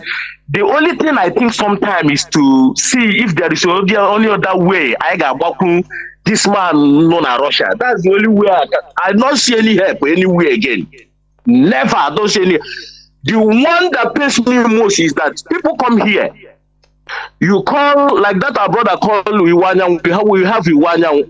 When you people come here and call these people leaders, I laugh, I cry. I said that our people don't even know what Britain did to us, what is happening to us as a people. If you call these people your leaders, if you said governors, you are just wasting your time. It pains me most because Britain, let me tell you what Britain did. I always said it all the time when I come to radio. I told our people we have no leader. The only leader we have is Mazi Nnamdi Kanu. If you live in somebody's country, you can able to write. Some of us are living in Europe for 20 years, 25 years. If you don't know anything about that country, then something is wrong with you. Because what you are seeing in our land, all these people you are seeing in our land, these are British agents. I keep telling our people, Mazi keep telling that the black people when you are talking to them as Onishoji, as a black man, they will never regard you unless they hear it from a white man. That is only what black people is made of. I kept telling our people that from all this all these people are agents of Britain in our land. You know why they are agents, and you know why Britain is afraid? Britain let me tell you something. Any country that committed genocide, yes, they always put it in the record, and that country has a dent in their name. If you don't know, if your country is being placed on genocide, that you have committed genocide, it's not good. It's not a good record for that person. Britain committed genocide against us. So how they are going to suppress us is to rear all these people you see. These are the people that is suppressing us. These are the people you see. All these governors, all these politicians you see are never your brothers. The only thing that I am asking to Kabiama is to give us the strength to cut off these people in our land. That is the only way. When international community come to speak, look for who they will come to speak. They will come direct to speak to IPOB. We tell them we don't have no leaders. These people you see, after the war, before the war, Britain have planted, and before the war, and after the war, they have planted these people so that these are these people that are going to defend them. Nde on our land is defending Britain. Iwanyang is defending Britain. What about the one they call his name that was giving weapon and he was diverting it to Nigeria to kill his own people? They are the people that are defending the atrocity of Britain. Britain does not want this genocide to tag in their name. This is what they are running off. They are running helter-skelter because that former Nnamdi Kanu say Britain thought that they are going to sweep this genocide under the carpet, but they will never, because they know what it is to tag a country genocide. That is why IPOB is here. That is why we are pushing to make sure that we hold Britain responsible for the genocide they commit against our people.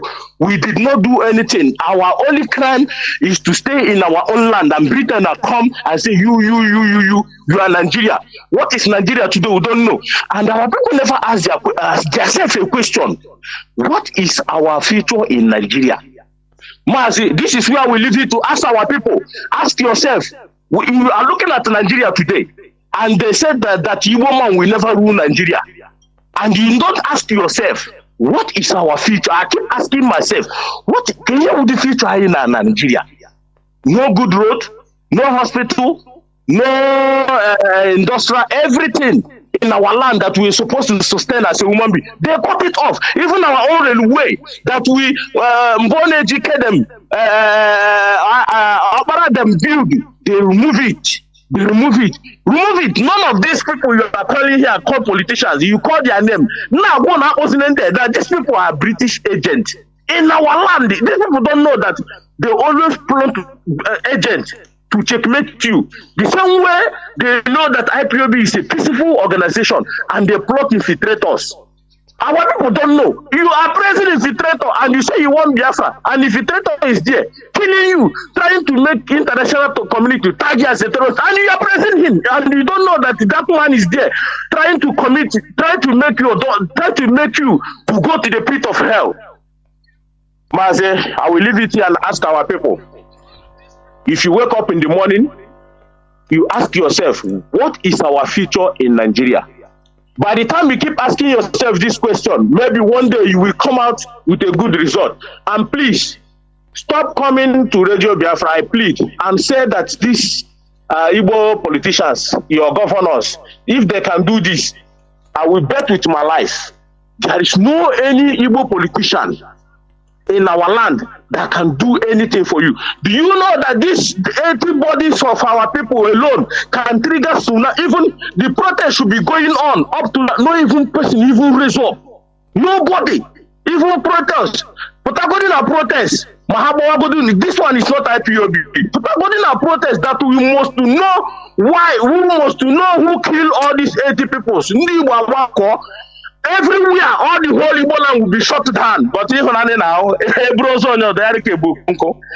say that we must know who murdered these people. It can never happen in Yoruba land, rather in Hausa land, where Igbo people are dominating in Ugwausa. They say that where they are doing their business, that they find two Fulani or Hausa people dead body. Hey, that time you will know that Nigeria is not for you. Mazi, Ndewo Mazi, Ndewo. We must continue. Let me take these callers, last two callers waiting. Let me see. Caller on signal Mazi Madabuchuku. Ezu. Yes. Ndewo, thank you for holding on. Please. Go on, please. Mazi Jonathan, thank you very much for your work for our motherland. Good evening, Biafrans and lovers of freedom. My name is Ifan Chukwumada Abuchi, and I'm calling you from the Netherlands. My brother, let me make some announcement before I go into some part of your submission tonight. The indigenous people of Biafra in the Netherlands invite you to our Eastern Security Network support program. This will come on 2nd of December. That is 2nd of December this year. And it will start by 3 p.m. That is 3 o'clock Central European Time. And the venue is Charity House by Madref 1239. I repeat, venue is Charity House by Madref 1239. Postcode is 1103 Tango X-Ray Amsterdam.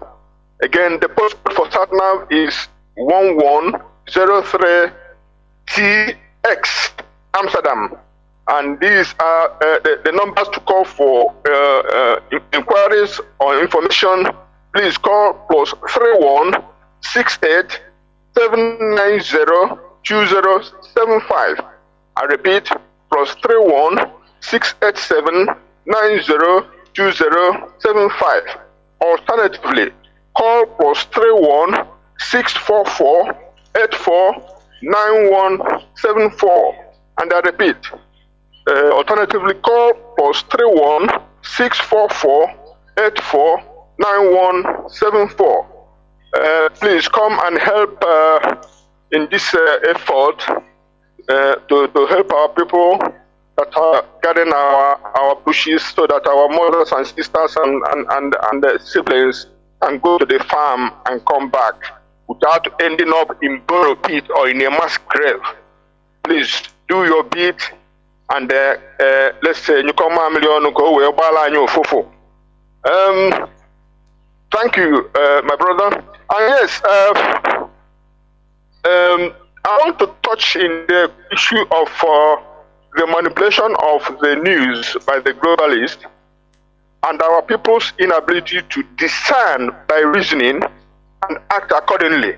For example, this issue of fracas started with what is happening in Ukraine and Russia. Our people took one side or the other as if it is their own war.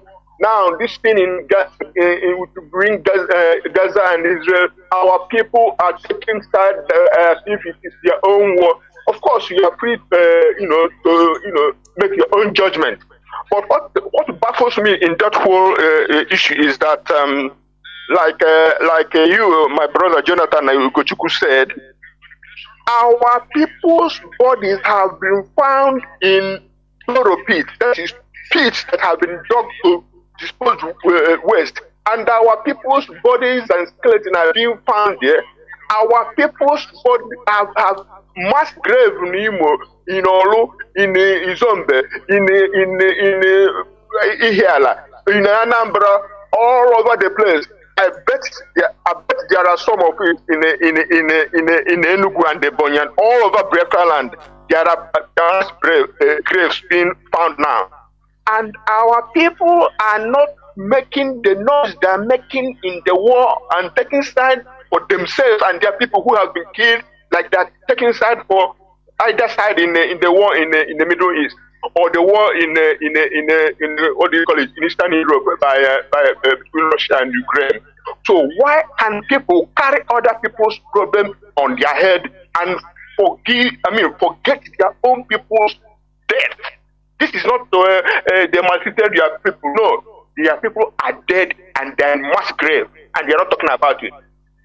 So, and then I ask myself, what has what has the Igbo Congress World Igbo Congress? What has the World Igbo Congress that is made up of elite and the diaspora and at home and everywhere? Our want to champion Igbo cause. What have these groups and other cultural organizations? Why are they not saying what happened to these people in the mass graves? Because that is why the APC, the Kabas and the neo-colonials in Britain, that's why they want APC to succeed Buhari so that they will bury the atrocities of that government. But our people who are the victims, our leaders, so-called in our socio-cultural organizations, and our politicians are not saying what happened to our people, so that they should be saying. So these things IPOB have been saying over the years, that our people have been slaughtered, is true. Because it's not a question of criminality. You can't find one dead body in the bush. This is a question of mass killing and mass burial, and it has to be done by a state actor, and it has to be investigated. But it baffles me, the living hell out of me, that the powers that be, the elites of our land, the salt and cream of our society, are not up with arms and saying what happened here. I don't believe it. It's unbelievable. But anyway, we continue. I touch a little bit of international politics. Look, our people must learn, like what Madiba Mandela, because I saw that interview you referred to once in your program, Jonathan, where he said nobody will expect his enemy to be our enemy. So we must learn to play the politics of interest, national interest, not national interest, the policy of national interest, so that we don't block one way because we think we like one person or one country more, and then we block maybe another side who may be even more helpful if we can allow them or show them the same humanity we are showing everybody. So what we must do is to be objective. This thing I'm saying, this thing I'm doing, will it be beneficial to my country, my nation, my motherland, Biafra? And that is it. No other sentiment. We guide our statements, our comments, and our writings so that we don't antagonize anybody who hasn't done anything to us in favor of somebody who may not even want us to exist because of whatever reason, or don't even know that we exist. And so, coming to one other thing you said, my brother, in your submission, why is the brand of Christianity practiced in Nigeria, and most especially, I mean, in Africa altogether, but most especially in Nigeria, why is it different from other places, religious practice, other places like in Europe and America and in the East? Why? You see religious practitioners, liars and deceivers of our people everywhere. So some people are lying to our people in the name of miracles and prophecies. They are having estates, having private jets and exotic cars, living in untold opulence, wealthy life they are living. Of course, it is favorable to them. For the liars and the cheaters, I mean, it is favorable to them, but is this good for our people collectively, both in short time and in long time? So what we are saying here, this Radio Biafra, for all the while I started listening to it, it is a place where you are told the naked truth, to use your mind and your senses to say, this is good for my people and my country, Biafra, and this is a deceit, this is misleading to our people. We're not, talking down on anybody or any group, but they see this miracle called, and people, somebody, imagine a preacher telling people that God heard, he called his father heard the snow in Colorado. He forget that we know that Colorado and Arizona and New Mexico and California are not snow-prone areas. They're kind of tropical. But the preacher is telling, Kadeboye is telling the people his sheep, his sheep, not sheep, his lambs and sheep that are following him, that his father in heaven heard the snow for him because he asked him, and immediately he finished the program, he boarded his plane. 2 hours into the plane, the snow that had been hanging in air started to fall. Are these not lies? Somebody who says that if you don't say that you cannot make heaven, is not lie and deceit to make money. So when we are saying it here, we are not against anybody. We must tell our people, both Biafrans and Nigerians and Africans, we must tell them the truth, because this is a radio of renaissance. They rebel to Africans and Biafrans all together. God bless Biafra, my brother. Good night. There were Mazi. There were caller on WhatsApp. You are the last caller. Caller on WhatsApp. Welcome to the program. Go on, Mazi. Caller on WhatsApp, please go. You are the last caller. Caller on WhatsApp, can you hear me? Please go on. Professor Jonathan, thank you for taking my call. There, Mazi. Can you hear me, Professor? Mazi, the whole world is hearing you. Please go on. Okay. Thank you for taking my call. Speaking to a brother who's in with the scavenger from Africa Sud in South Africa. I greet my leader, Mazi Nnamdi Kanu, a prisoner of conscience, who set up this Radio Biafra, a citadel of law and spirituality to educate us. And that is what you, Professor Jonathan, is doing here. You know, people don't know the benefit of we are getting. We listen to Radio Biafra 24 hours. Even The only way I don't listen. The only time I don't listen to Radio Biafra is when I'm sleeping. I sleep with the voice anyway. So the reason why I'm saying it is enlightenment. Let me give you, for example, of what enlightenment do. You are teaching us in Radio Biafra here. Let me refresh all Biafrans their mind and what happens last time Radio Biafra, hosted by Professor Jonathan here, co-hosted our sister Miriam T. Our late sister, beloved late sister. May her soul rest in peace. You, somebody like me who is illiterate, who don't know anything, compare with a doctor. Do you know that one of our brother here, Dr. Donald Azubike, called Radio Biafra here and asked us who is our ancestors, what have our ancestors done? So if somebody like that can ask such a question, what did you expect somebody like me to ask? A doctor who is even in overseas in Europe, we ask how our ancestors look, what have our ancestors done, what you understand those things?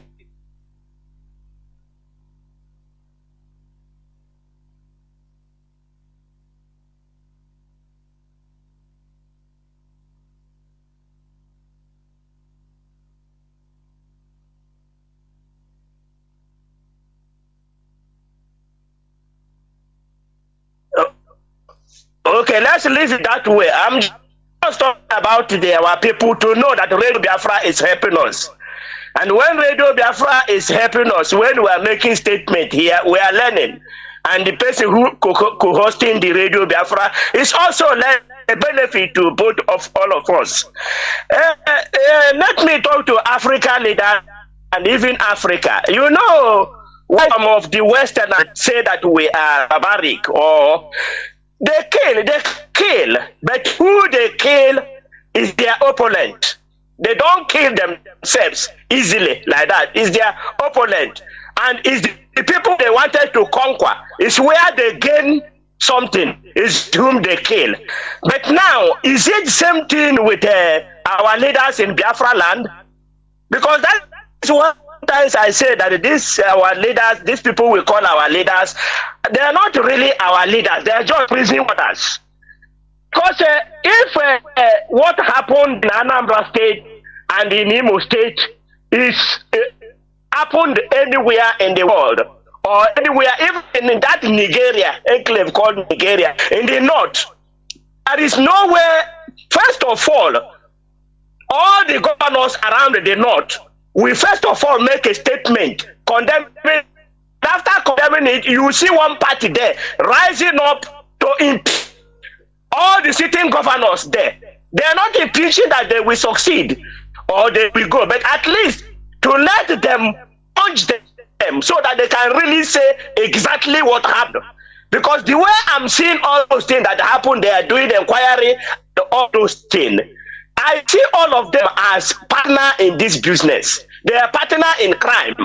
Because if to say now they are serious about it, or all the political parties in that Biafra land are serious, they wanted to help their people. One of the political party in that chamber or in that house of rep or anything will raise up a motion calling both Soludo and even though they are the who instituted the commission, but they are the present government. So it's unlikely that they will exactly say the truth, because the other people there will not allow them. And they themselves, how many times when did they start to kill these people? Have they killed for the first 6 months and dumped them? What is the governor doing then, the last 6 months? So that is why I say they are all complicit in this crime. They're together doing this crime against us in Biafra land. That is what my own take about that. And I want to tell Biafrans that, you know, the West, when they are thinking about us, we must also show example, like all these things that are happening, when we cannot rise and condemn, when even our leaders cannot condemn bad thing, and we rise up and condemn outside, why we cannot give it? Dr. Professor Jonathan, in Radio FM, South Africa, I challenge one of the panelists there and ask him, did you people really know Africa history? This the one calling it, I don't want to call it. He said, you know, I said, did you know that there was a place they killed more than 6 million people in this Africa, in that enclave called Nigeria? Did you know about it? He said, no, he know, but it's not up to what, it's not up to 6 million. I said, but I've never heard anybody talking about Biafra, because if it's 300 people, if that maybe it's over 1 billion, but that 1 billion people talked about it. Since we have been shouting, crying, no radio station in South Africa carry about Biafra news. No even radio, no television, no that write about Mazi Nnamdi Kanu. They only talk when they talk about the sensation. That's the name you hear from them. That's why we are against about all these leaders in Africa, because that is why I call them prison warders. They are not helping us. Our to serve the zoo and come back in shame. But when we were talking, he said, no problem. On top, I'm not like, I can't be, I want to be like Obiano after doing all he did. He flew away from Anambra State. He don't know that Anambra State is different from southern Nigeria. They know that you are stealing your own money. You see, any money that comes to Anambra State or Enugu State, they know, they term it as your own money you are stealing. They didn't term it, you are touching their money. That is why whenever they do in Biafra land and go, there is no governor in Kano State or in North kill like Uzodema is killing, and they left him. They left him and others because they are killing. They are killing their people. They are helping them to reduce the population of the Biafrans, and that is serving their interest. They are serving their interest. And the Biafrans, there is nowhere in the world where they will find this type of mass grave. We spend everybody there, both the governor, all the House of Representatives, all the military apparatus there, they are all in it together, because there is no how you can bury more than 10 people without who dig the hole, who dig the those mass burial ground, who dig it? Are there not people? Is it not people who give the command? Professor Jonathan, thank you for taking my call. First, I love you. IPOB members are my blood. Bye. There were Mazi. Thank you very much. This is where I'm going to end switch off the phones. Please do not call again. We have come towards the end of the program. But I want to make some comments, what we should like pertaining things that we have said, comments of our people, callers, like when we talk about the world we are in, like Mazi said sometime, the caller, we are in a world that there has never been a time in this world where there is no war. As long as human beings exist in this world, recorded history, there have been wars, there have been no peace.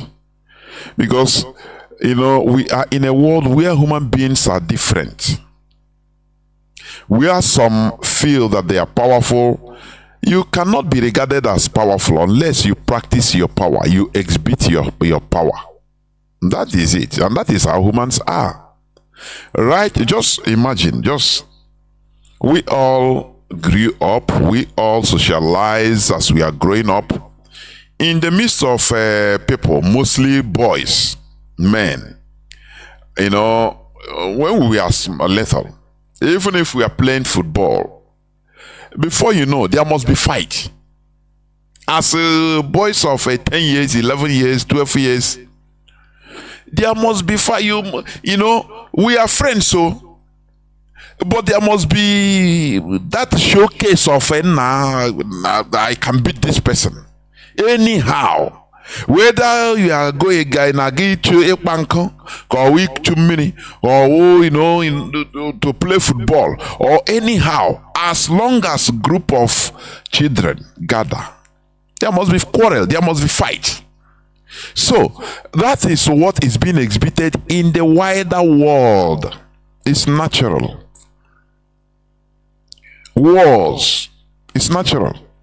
When a country is powerful, they have to exhibit their powerfulness by invading another country or causing problem or trying to cheat another country through business. Maybe they buying and selling through economy. They want to cheat, and that country, that's if he says no, they will enforce it with their power. You see, Persia, there was a time it was a time of Persia. Persia today is Iraq. They had powerful kingdoms that conquered many parts of the world. But today, they are no more the ruling class of the world. America you are seeing today is a new world. They just formed the new. That is why it was called New World. Europeans gather there and colonized there, killed the indigenous population and took over. From there, the Europeans that killed the people became colonies. Now they want to remove themselves from the umbilical cord of mainland Europe, from Britain. And the war burst out. If you say there will be no war, which means you don't want to fight war, you don't want to fight, you will be at the bottom layer. That's the reality. Be ready to be accepting, like our people, our ruling class, I should say, Igbo ruling class have accepted just for crumbs. They have accepted to be accepting everything, be water, as long as they are getting little thing out of, just to accept everything. You understand? That is how the world is. Now you have to persevere. Yes, like when you in a place, in a farm, you see how weeds, how plants grow. They pierce the ground, fighting for survival. It's nature. That is how things are. If you say there is no place, there is no time in history of the world that there is peace, absolute peace everywhere. No. Either one person, one country, or one empire wants to conquer and become the greatest, take everything. That is how the world is. You understand? So, in order to live in this world, you have to fight. Use your brain, use your physical might as a people. That is the fight we are doing. Freedom fighting is a fight, though it is Auche now, as we are doing it, because we are fighting with monsters. So we have to use our brain. That is what we are doing. And the Mazi that said, I've talked about what I played about, the guy said domineering. In the context he used black people or black as domineering. Yes.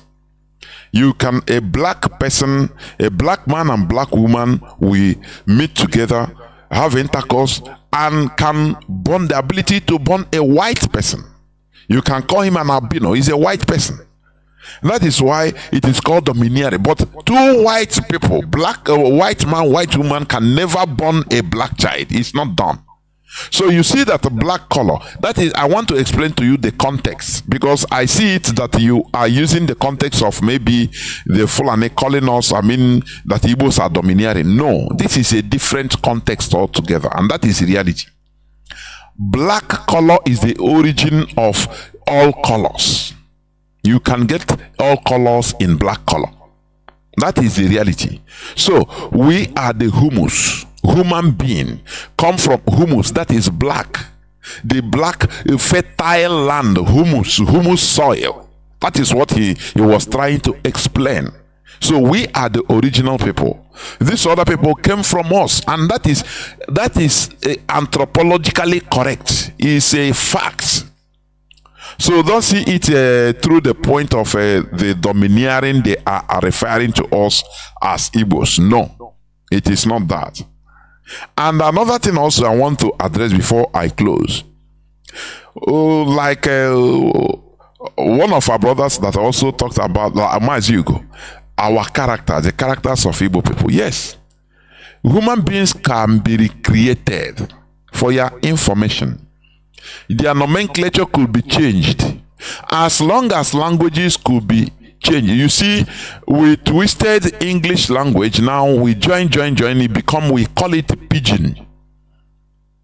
That is creation. We recreated the language. The same way human being, the character, the nomenclature could be changed through different ways, through different factors. I mean, owing to different factors, I should say. The system. A system can recreate a human being. That is it. The system we are in since 1970 to today is recreating us as a people. And that is why we now, because they made us to see sabotage as a profession. We idolize the saboteurs, because after the war they put saboteurs on top of us, imposed them on top of us, and they are the people that had the money. They are people that commands. So the war we fought, it had a very negative effect on us, the way things ended.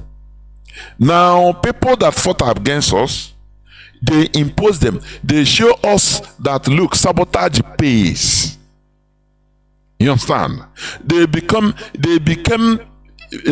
wealthy people immediately after the war. Whereas the genuine people that suffered, they were suffering, hustling for food, hustling for anything. But the people like Nationhood, they gave them back, returned their father's money, complete, and added more. Because they sabotaged the father, or they sabotaged this Biafra struggle. So people now started seeing that, look, okay, for you to be rich, for you to make it as a new Nigerian, because we become converted to new Nigerians, newborn Nigerians. Oh, for you to become wealthy, to succeed, to have contacts, you have to sabotage your people. You have to turn against your people. Since 1970 to today. And that thing started changing our behaviors. Started making us, do everything against ourselves in order to survive. That is it. It shows that human being can recreate human beings. It's true. It's true. So the example is us. The character many of us are exhibiting today is not our original character. It was something artificially inculcated in our character. Because as we say, na njo baafo ya buruzio menala. It is reality. When they continue pushing on, saboteurs, people that are against our people, they became in charge, political policy makers in our land. If you talk against them, they invite our enemies, the military will come and kill you. They will give them people power to kill you, kill the people, kill them, their brothers. And others will keep quiet, others will now become loyal. That is conquest. You understand me? That is conquest.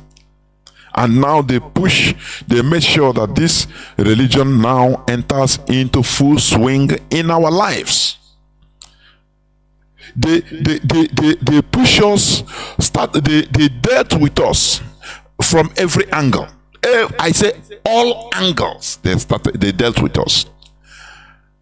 But we thank Chukwu Okeabiama, because this is the era of opening eyes. What Mazi Nnamdi Kanu started, we must never allow it to see rot, to decay. This awakening is the number one thing, for us to open our eyes to see our problems. You understand? Once we are, as we are identifying our problems, we are readjusting back to who we are, in order for us now to be organized, because it is through this readjustment, going back to who we are, that will give us the unity we want, unity of purpose, in order to do whatever we are going to do as one people. We should no more be seeing ourselves as this one is unbeliever, this one is this one. No, but as a people. That is the unity we need, and that is what we are pushing for. Thank you for listening. Biafra is our identity. Biafra is our religion. Biafra is who we are. Do not forget that tomorrow there will be this fundraising, United States, by 8 p.m. Biafra time. So all these things will be on live on radio. You understand? And I think it's one Chinedu that will be in charge of it. So tomorrow will not be I will not be on air for our normal religious issues discussions. It will kick off again next Saturday, upper Saturday after tomorrow, please. It will kick off, not even more vehement than before, please, because there lies our major problems, and we will never shy away from it. I advise each and every one of us to focus on what we are doing. Focus on ourselves. Let us have this pity on ourselves instead of focusing on people that are far because of a religious sentiment, because of one thing or the other. Please, let us see ourselves as number one. We are number one first, priority, number one first, please, before any other thing. That is self-preservation. We must do it. Thank you for listening. From me, Mazi Jonathan Chinedu. From here, it is simply good evening. Are going into destruction day by day. We are going into destruction day by day, and nothing will bring us out except we will go our different ways. That is the only way we will, advance as a people. But if you tell me as a Nigerian or as a pastor or as a congregation, you are still praying for the well-being of Nigeria, you are still hoping, you are still dreaming of a better Nigeria, you are daydreaming. So there's no better Nigeria. Nothing is coming out of it. So the best thing for us as a people, we are not compatible. We are not the same people, both in religion, both in tradition, both in culture, both in behavior. Economically, we are not the same. So the best thing for us to all go as a separate way, go our separate way to enhance our individual destiny. What can an individual, Nigerians, do to achieve this separation? Yes, there are people. Let me tell you, IPOB, they have done a lot.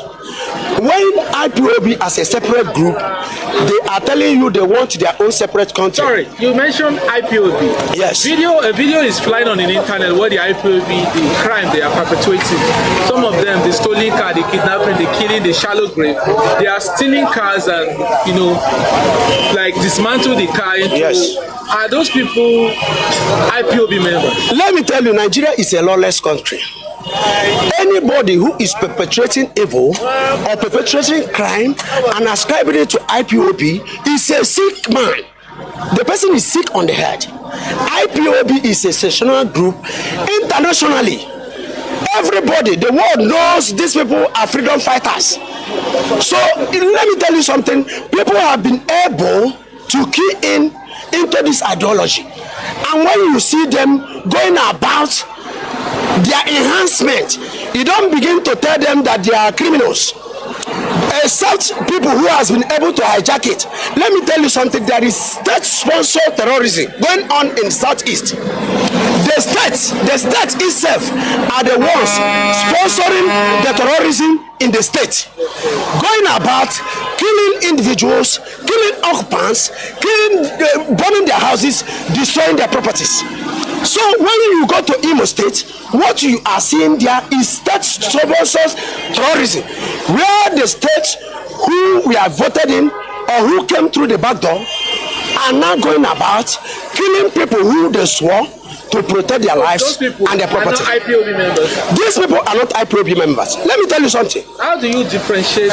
You will not, because we are totally locked down in a lawless country, whereby the man in the hands of affairs has been able to forge his own certificate in order to comprise the position. What do you think the remnants will be? What do you think the citizens will be? The man, the first man who is the president of the country is a criminal. He is impersonating. You understand? The results he But that was your candidate. Let me tell you something. Yeah, I'm listening. Nigeria, we are not talking about candidates now. That was the who is the president of the country is a criminal. He is impersonating. You understand? The results he But that was your candidate. Let me tell you something. Yeah, I'm listening. Nigeria, we are not talking about candidates now. That was the You understand? The results he But that was your candidate. Let me tell you something. Yeah, I'm listening. Nigeria, we are not talking about candidates now. That was the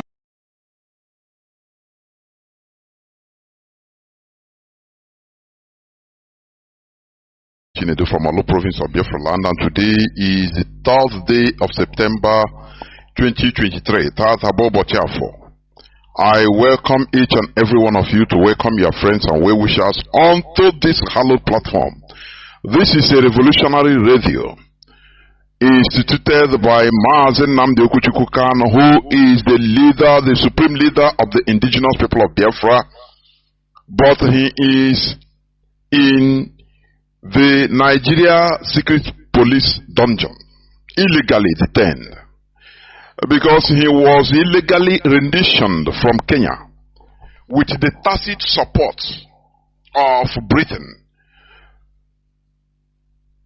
whose passport Mazi Nnamdi Kanu was holding, or is still holding, even at the point of rendition in Kenya, and sent illegally back to Nigeria, breaking international laws. Britain, Kenya, and Nigeria, they broke international laws. They didn't have any regard for the rule of law, for human rights. Britain is always trying to, shamefully champion Britain. They always tell us or give lectures on human rights and the maintenance of the rule of law. But Britain directly involved in renditioning one of our citizens, Mazi Nnamdi Kanu, right from a third country, Kenya, to Nigeria.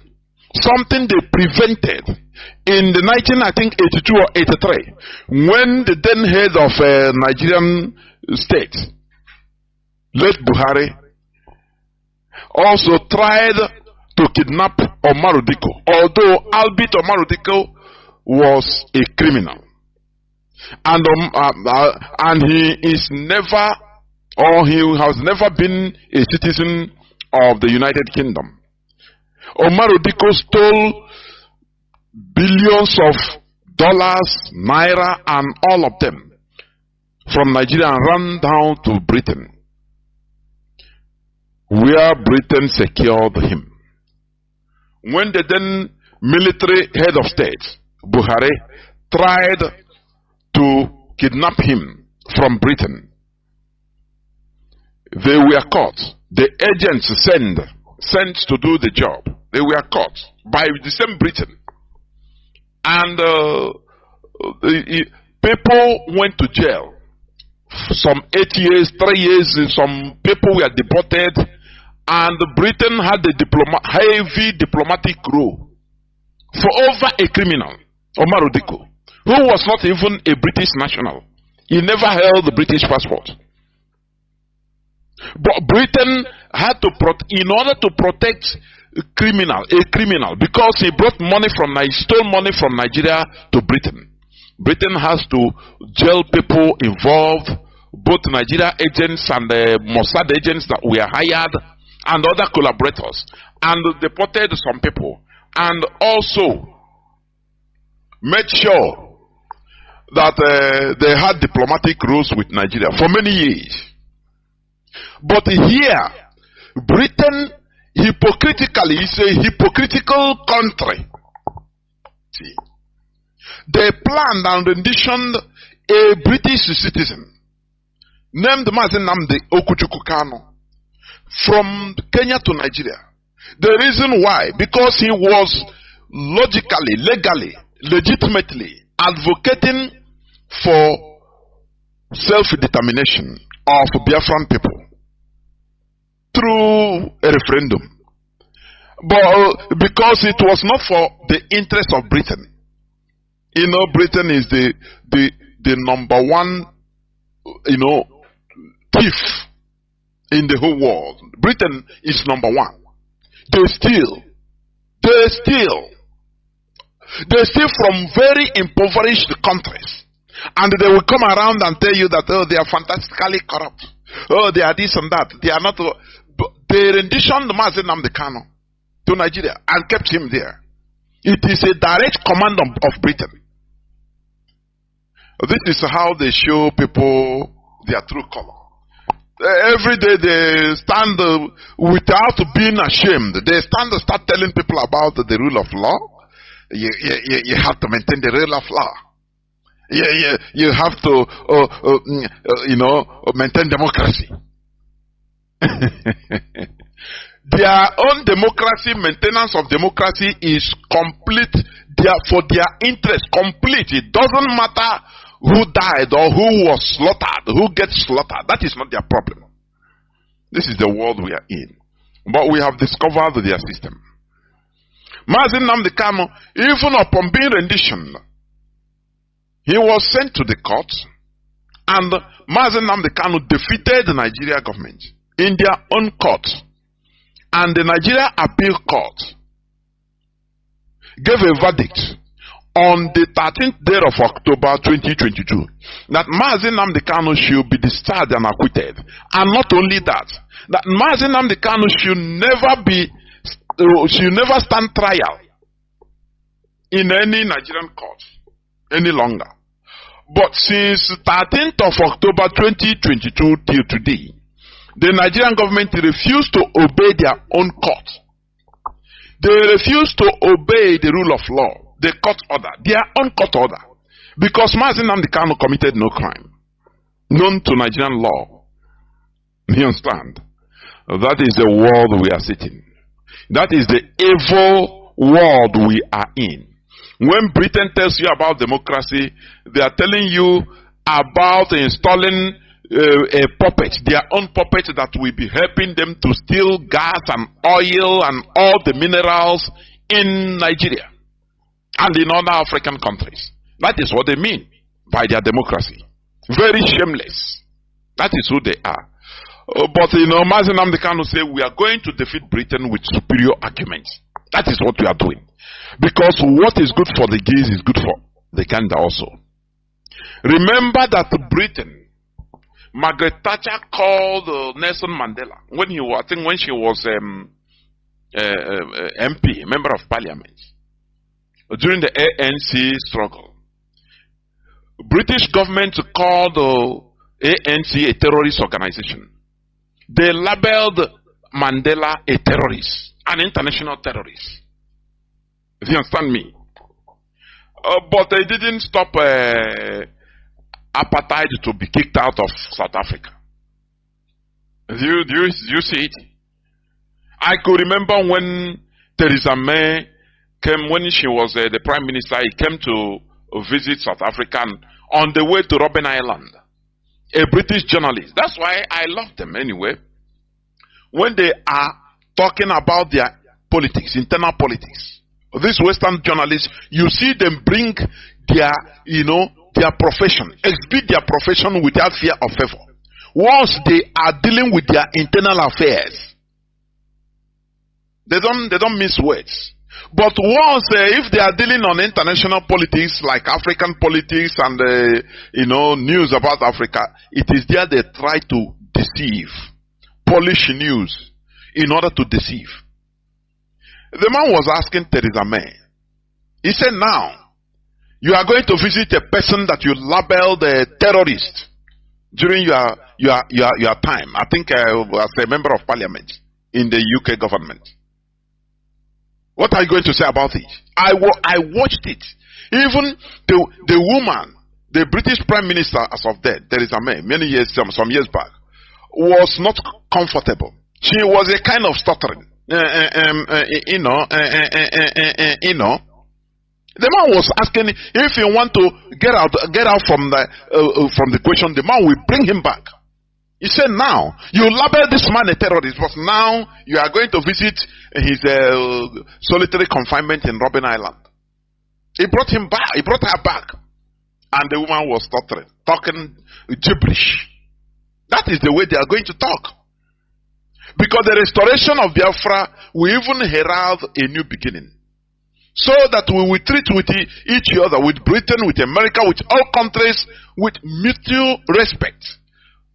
Mutual benefit, not what they are doing in Africa today, not the exploitation that they are holding in Africa. They continue doing exhibiting in African countries today, in the name of using democracy, because this democracy is just a term coined by the Europeans, in order to continue their neo-colonialist agenda in Africa. What I'm telling you is reality. How many democratic countries in Africa are progressing? Is Cameroon not a democracy? Where their president, that one, I don't know, the great-grandfather, since 50-something years, he's in power. Is it not democracy installed by the Europeans that made the Bongo family to continue ruling? What of Togo? Yatema. A family. Remember that the father of this present president, the former president Yatema, he was paid to kill the first president of Togo. That said no to France's neo-colonialist agenda. He refused to sign the pact, the secret pact for continuation of colonization, signed by every francophone president that enters power. That man refused, and they paid Yatema whether $600 or $800 as of that time, in order to kill the man direct. And they killed that fine president who was killed, Olympio, if I'm not mistaken. He was killed by Yatema, and after dying, his son took over till today. And today we are hearing that the European Union force, they are mobilizing in Togo. You know that is the continuation of the scramble for Africa. But this time around, it is no more business. It's not going to be business as usual. Remember, America tried all their best in order to subjugate Afghanistan, but they got resistance from the people. The people, it doesn't matter with your military power. Once the population is against you, there is nothing you can do. I am telling you, it's a matter of time. Who is in power today? Who runs the government of Afghanistan today? It is the Taliban. The people that we are called names, killed by Americans, done everything. But it doesn't matter the number of years. They resisted because it is their land. A foreigner will come and go, but the owner of the land will remain. So they are in power now. And the world is dealing with them. You have to deal, you have no choice. Because you have to respect international laws, the sovereignty laws, Westphalian sovereignty laws. That is the reality. So it doesn't matter what the Europeans or the West, they have the weapons, they have everything. But we, the indigenous people in Africa, we are in our continent. We are patient. The Europeans, they are because for them, ECOWAS is wasting time in order to go to war against Niger. Now they come direct, stationing in Togo, their military forces. But you can win the war, but you can, to win the peace will be the problem. America won the war in Afghanistan. I could remember when George W. Bush was black, happy on television that they bombed Tora Bora with the Tomahawk missile. After all those things, the end justifies the means. Who is there today? America tried everything in order to find a saving face to run away from Afghanistan. Because you can bomb, you can occupy people with military force, but you come and rule now, that is the problem. One day you will run away. Once the people are against you, there is nothing you can do. It doesn't matter, it takes 1 year, it can take 10 years, it can take 20, 50 years, you must surely run away. That is the reality. Because the population, African populace, is now opening eyes on our suffering in that continent. That, they smartly installed people, that are representing only their benefit in the name of democracy. Today, Africans are waking up. You understand? That is why today I'm going to talk on a topic that says genuine Pan-Africanism. That is the topic of our discussion today. Therefore, I want each and every one of you listening to me to invite your friends and well-wishers onto this hallowed platform. This is where we preach the gospel of liberation. The gospel of genuine Pan-Africanism is not making mouth service. No. We say it the way it should be, so that we shall progress, so that Africa will restore its space in this beautiful earth we are in. Because we have been a people cajoled, subjugated, enslaved, in any way, continuous exploitation till today. But it is time to say no. And we are doing it systematically. That is why we are agitating for the restoration of Biafra. IPOB is championing it. And our supreme leader is Mazi Nnamdi Kanu, who is still in the enemy dungeon. Albeit being released, ordered to be released, discharged and acquitted by the Nigerian court. But the Nigerian government, they don't obey their own law, their own court order. And it's a democracy, isn't it? Very ironic. But they are the people that are trying to go to restore democracy in Niger. Britain is using them. France is using them. The West is using them just for their interests. Do you see? I continue saying this. History is repeating itself. Africans were used to conquer Africans. During the transatlantic slavery. What started this transatlantic slavery? When the Portuguese merchants, they were coming to West Africa, buying and selling, bringing their goods and taking African goods also in exchange. Buying and selling, normal. Until they came one time, I think in 16th century, 15 something. Now the 15th century is 14 something, 1400s. The seller of that ship say, no, let us try to enter inwards in order to look for other type of merchandise. And he ventured inside in the in the interior of present-day Mauritania. And they captured some people there. Some people, Africans, about whether 10 or 100 of them. They captured them and secretly took them to their ship and off they went. What happened when they arrived in Portugal with these people? These people started pleading that, look, spare us. Do not take us. Do not enslave us.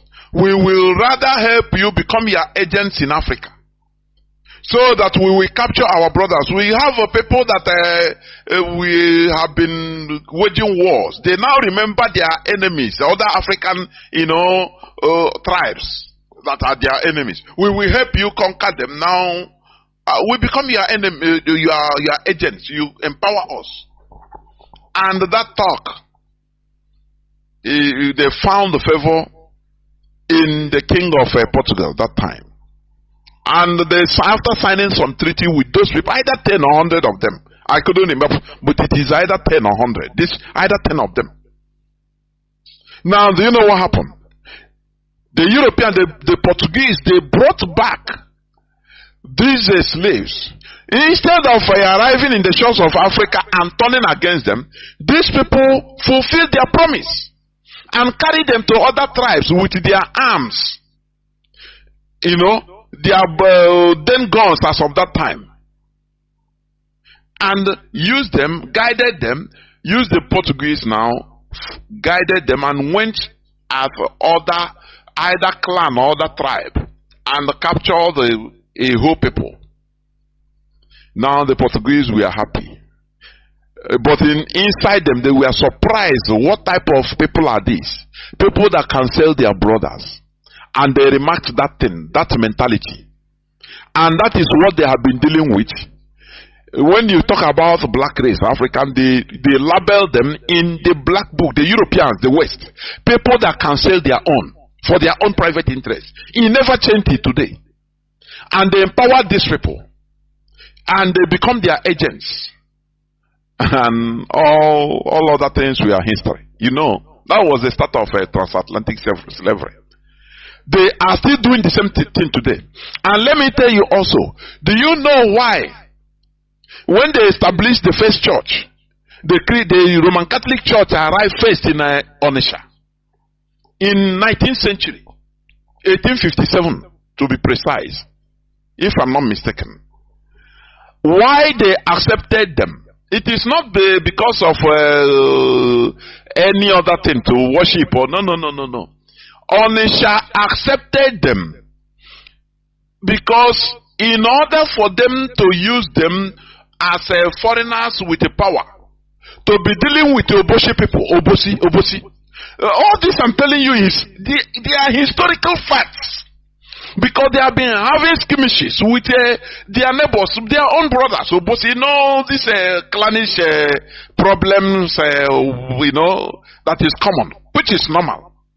But the mistake Africans are making, or made and are still making, is collaboration with the white people, with strangers, in order to deal against their own. This thing made the European other races to label Africa as traitors. Till today, it is in all their books, all their secret books, that Africans are traitors, self-traitors. You understand? Something that other races don't do. When the Chinese were in their civil war, they were fighting each other. Normal, because every race in this world, there are problems everywhere. In Europe fought tribal wars more than in Africa. I used to say this. I want you to research whatever we say here on Radio Biafra. It's not we don't say things because we just say it. No, these are historical facts. The Visigoths, the Gothics, they wanted to kill themselves into extinction. Do you understand? How do you call these pirates? Today you are using it as a secret society mantra. The pirates, they are these Scandinavians. They go for them. The Western Europeans fear them like anything, because they say they go like lightning. They don't know how they come. They don't know how they go. The pirates, they kill themselves until they want to, kill themselves into extinction. In Europe, Europeans, they were cannibals. But after they started thinking, they said, no, let us stop these wars. As I was saying, when Chinese were having wars between themselves, Japan tried to benefit from brothers fighting in order to invade them, to colonize them. And when these warring factions, Chinese warring factions, saw that another stranger, foreigner is coming to invade them, one didn't make an agreement with Japan to side in order to kill the other. No. The two of them, they quickly, as wise people, two of them quickly made peace with themselves and said, look, if we are fighting, we are brothers, so no, we have internal issues. We are killing ourselves, no problem. It's better we kill ourselves than foreigners come to kill us. You understand? So they quickly made peace and started resisting Japan as a common people. So that after everything, if they finish fighting, wedding off strangers, now if they want, let them continue their own war. It's their own thing, brotherly fight. It doesn't matter. That is how wise people reason. But Africans don't reason like that. That is why I say Africans, they have not reached a mental, that advanced mental state of enlightenment. I used to say it here, and think about what I'm saying. How can you, two brothers, for example, in a family, if two brothers, they can be fighting. But if a foreigner come, if they are wise, they will make peace, even temporary truce, and now face the foreigner. That is how wise people do. That is how wise people behave. Because they are wise. It is wisdom. But if a foreigner came now and meet them fighting and join one, now one will say, yes, I have a partner now. Help me kill my brother. After killing your brother, the foreigner will turn against you and will enslave you. Do you understand? That is the mistake of Africans. They allow the West in order to continue using them. So that impoverishing Africans, they don't care. They don't care. Any person that rises up, Thomas Sankara rose up in 1983 as a young, vibrant fellow that wants this neo-colonialism out of Burkina Faso. They still use his brother to kill him. And all the things he worked, all of them, they turned them round. That man is still in Blaise Compaoré.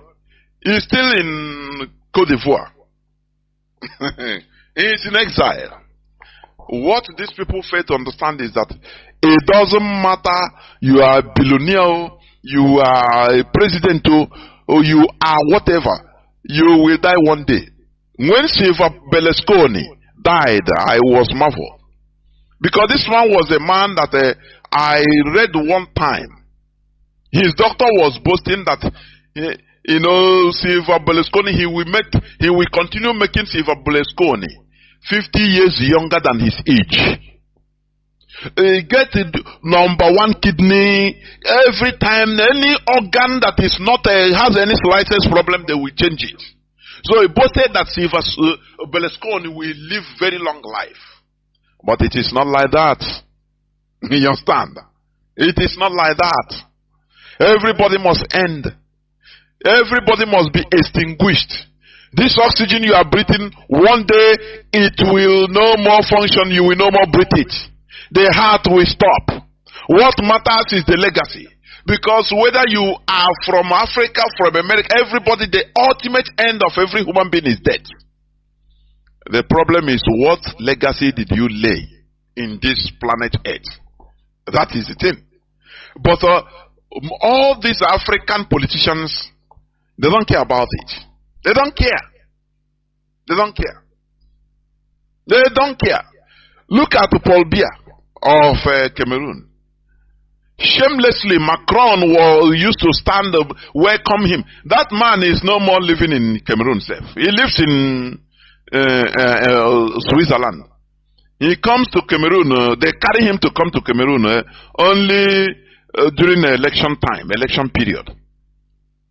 That is only time. By his great-grandchildren.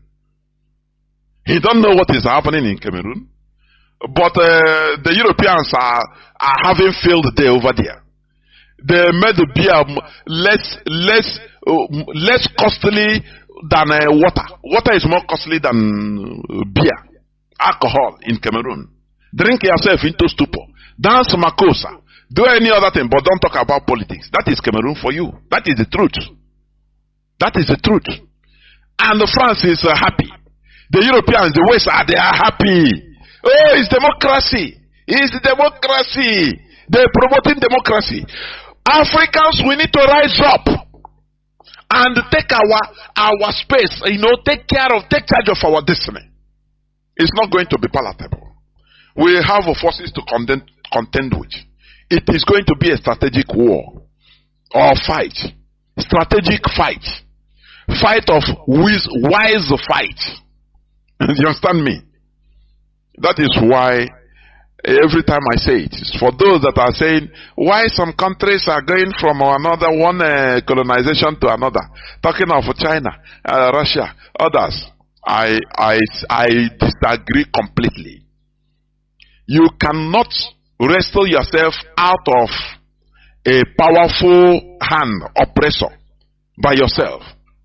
You have to do it siding an opposing force, equal and opposing force to that your oppressor. America is today a separate country that detached themselves from Britain. Who helped them? It was France. Without France, America wouldn't be a country today. They would have been part of British colony till today. They wouldn't have had the government they have today. There would have been another type of government, maybe like Australia, bowing down to the Queen. Do you understand me?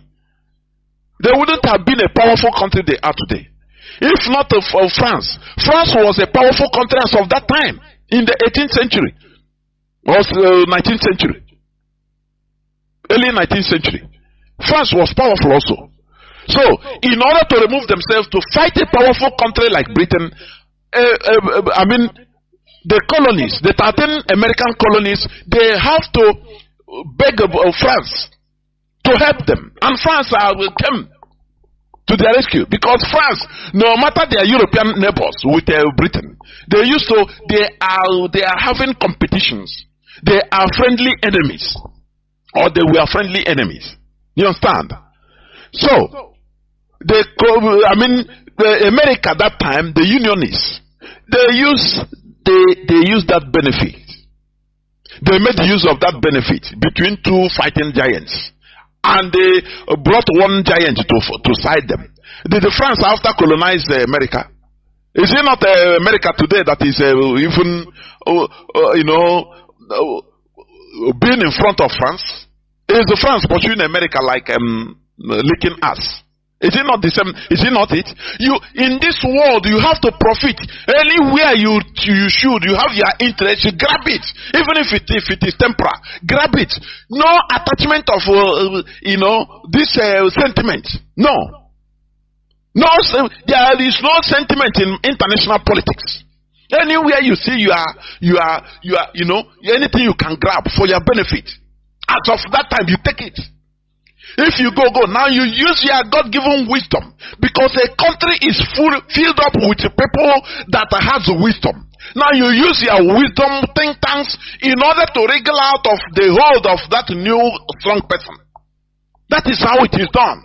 So when people say that Africa is trying to get out from one colonial master to another, I beg to disagree. It is lie.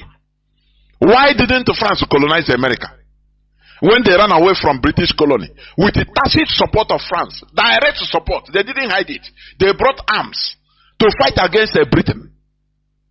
After, why didn't France recolonize America? But all these things you don't ask. You don't ask all these questions because you don't know. You are ignorant. Anything they talk. When you see people analyzing all these episodes, African episodes on mainstream media, people you think you see that they are intellectuals. You see that their understanding is highly limited. The way they see things is completely limited to reality. You understand me? You will see somebody when he's talking because he's a PhD from Cambridge. He has to talk for the interest of where he schooled in Britain. That is the truth. They don't tell you the reality, the bottom reality of things. No, they don't tell you. You see the analysis just like on Onelu, you know, it doesn't reach the ground.